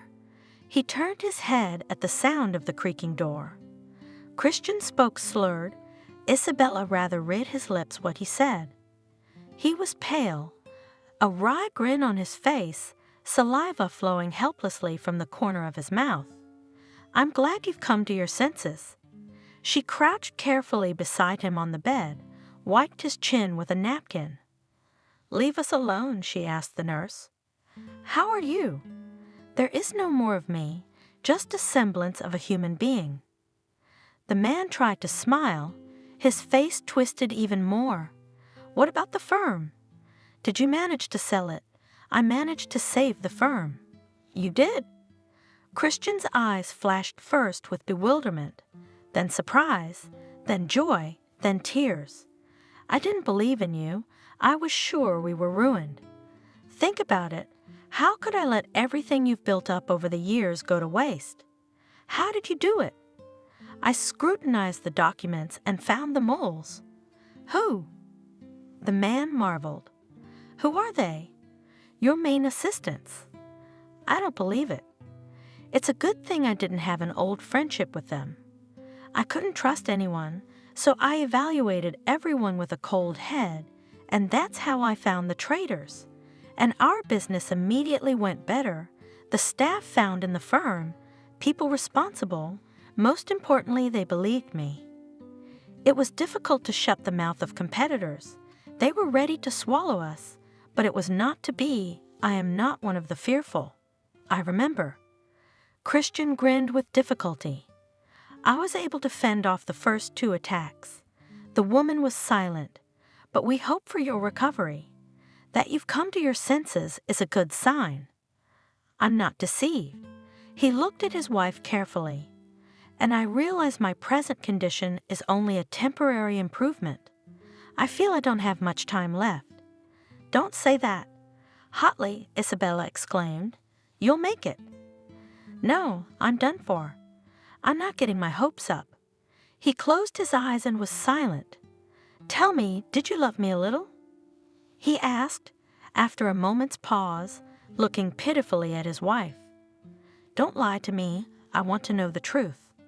"No." Quietly confessed the woman. "I never loved you." "I knew I felt you didn't love me. But I had hoped so much to be wrong. You're legendary in business circles, even have your own admirers." "Ah," she picked up on Charles' mocking tone. "I thought you were here to take over the firm again. I have another suggestion. Why don't we merge our firms? I'm doing fine. I don't need anyone's help." "Isabella." Charles came very close to her, handed her flowers. She buried her face in them, savoring the fragrance. "I liked you right away, that memorable meeting." "I didn't expect to be rebuffed. I was told you were a beautiful doll with no brains, but I realized from the first minute that you were a smart and confident woman. I was afraid to admit even to myself that I was in love. You know, it happens, but you were married at the time, and then the funeral. I didn't want to be intrusive. I decided to wait, but now you're free. Why can't I tell you that I like you? And you come to me so easily after the threats I heard from you in my office? Forgive me. I'm ready to beg your forgiveness. At the time, I thought I was doing the right thing. In the fight against the competition, all means are good. I'm sorry. I realized long ago that I was wrong. You have a good tongue." Isabella laughed. "It's the excitement," Charles confessed. "What is it? Can I expect reciprocation?" "Charles," the woman grew serious. "I do not want to give you hope, so I confess at once, I am not ready for a serious relationship. I've had some unfortunate experiences in married life. I'm just now beginning to live, to breathe. I was deprived of all this for many years to break free from dependence on my husband. It cost me a lot of labor and nerves. You can't imagine what I've been through.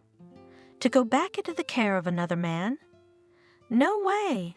I assure you I won't restrict your freedom. I wish I could believe you, but I can't. Is there any hope that someday you'll reciprocate? I don't know. We don't know each other very well. Well, let's get to know each other. Charles came to life. I'm inviting you to a restaurant tonight. No need. Isabella headed for the car. I like to have dinner at home with my son. How do you feel about children, by the way? I didn't know you had a son. The man was surprised. Christian never talked about him. He probably never said anything about me either. The woman grinned. Yes, I have a son, and you'll have to earn his favor if you're going to court me. Did I scare you? So you'll let me court you? I'm ready. The persistent suitor has perked up. Invite me to visit. I want to make sure that you are not only smart and beautiful, but also a good cook. If that's the case, then you're definitely my woman. Isabella got into the car, started it, carefully placed the bouquet next to her. The man looked at her with regret. Suddenly, she rolled down the window. If you want, come to visit me on Sunday afternoon. I'll introduce you to my son and feed you lunch. I'll definitely come. Charles exclaimed joyfully, looking at the car in which the amazing woman was sitting. I won't let you go anywhere. He promised. I will do everything I can to make you learn to trust again.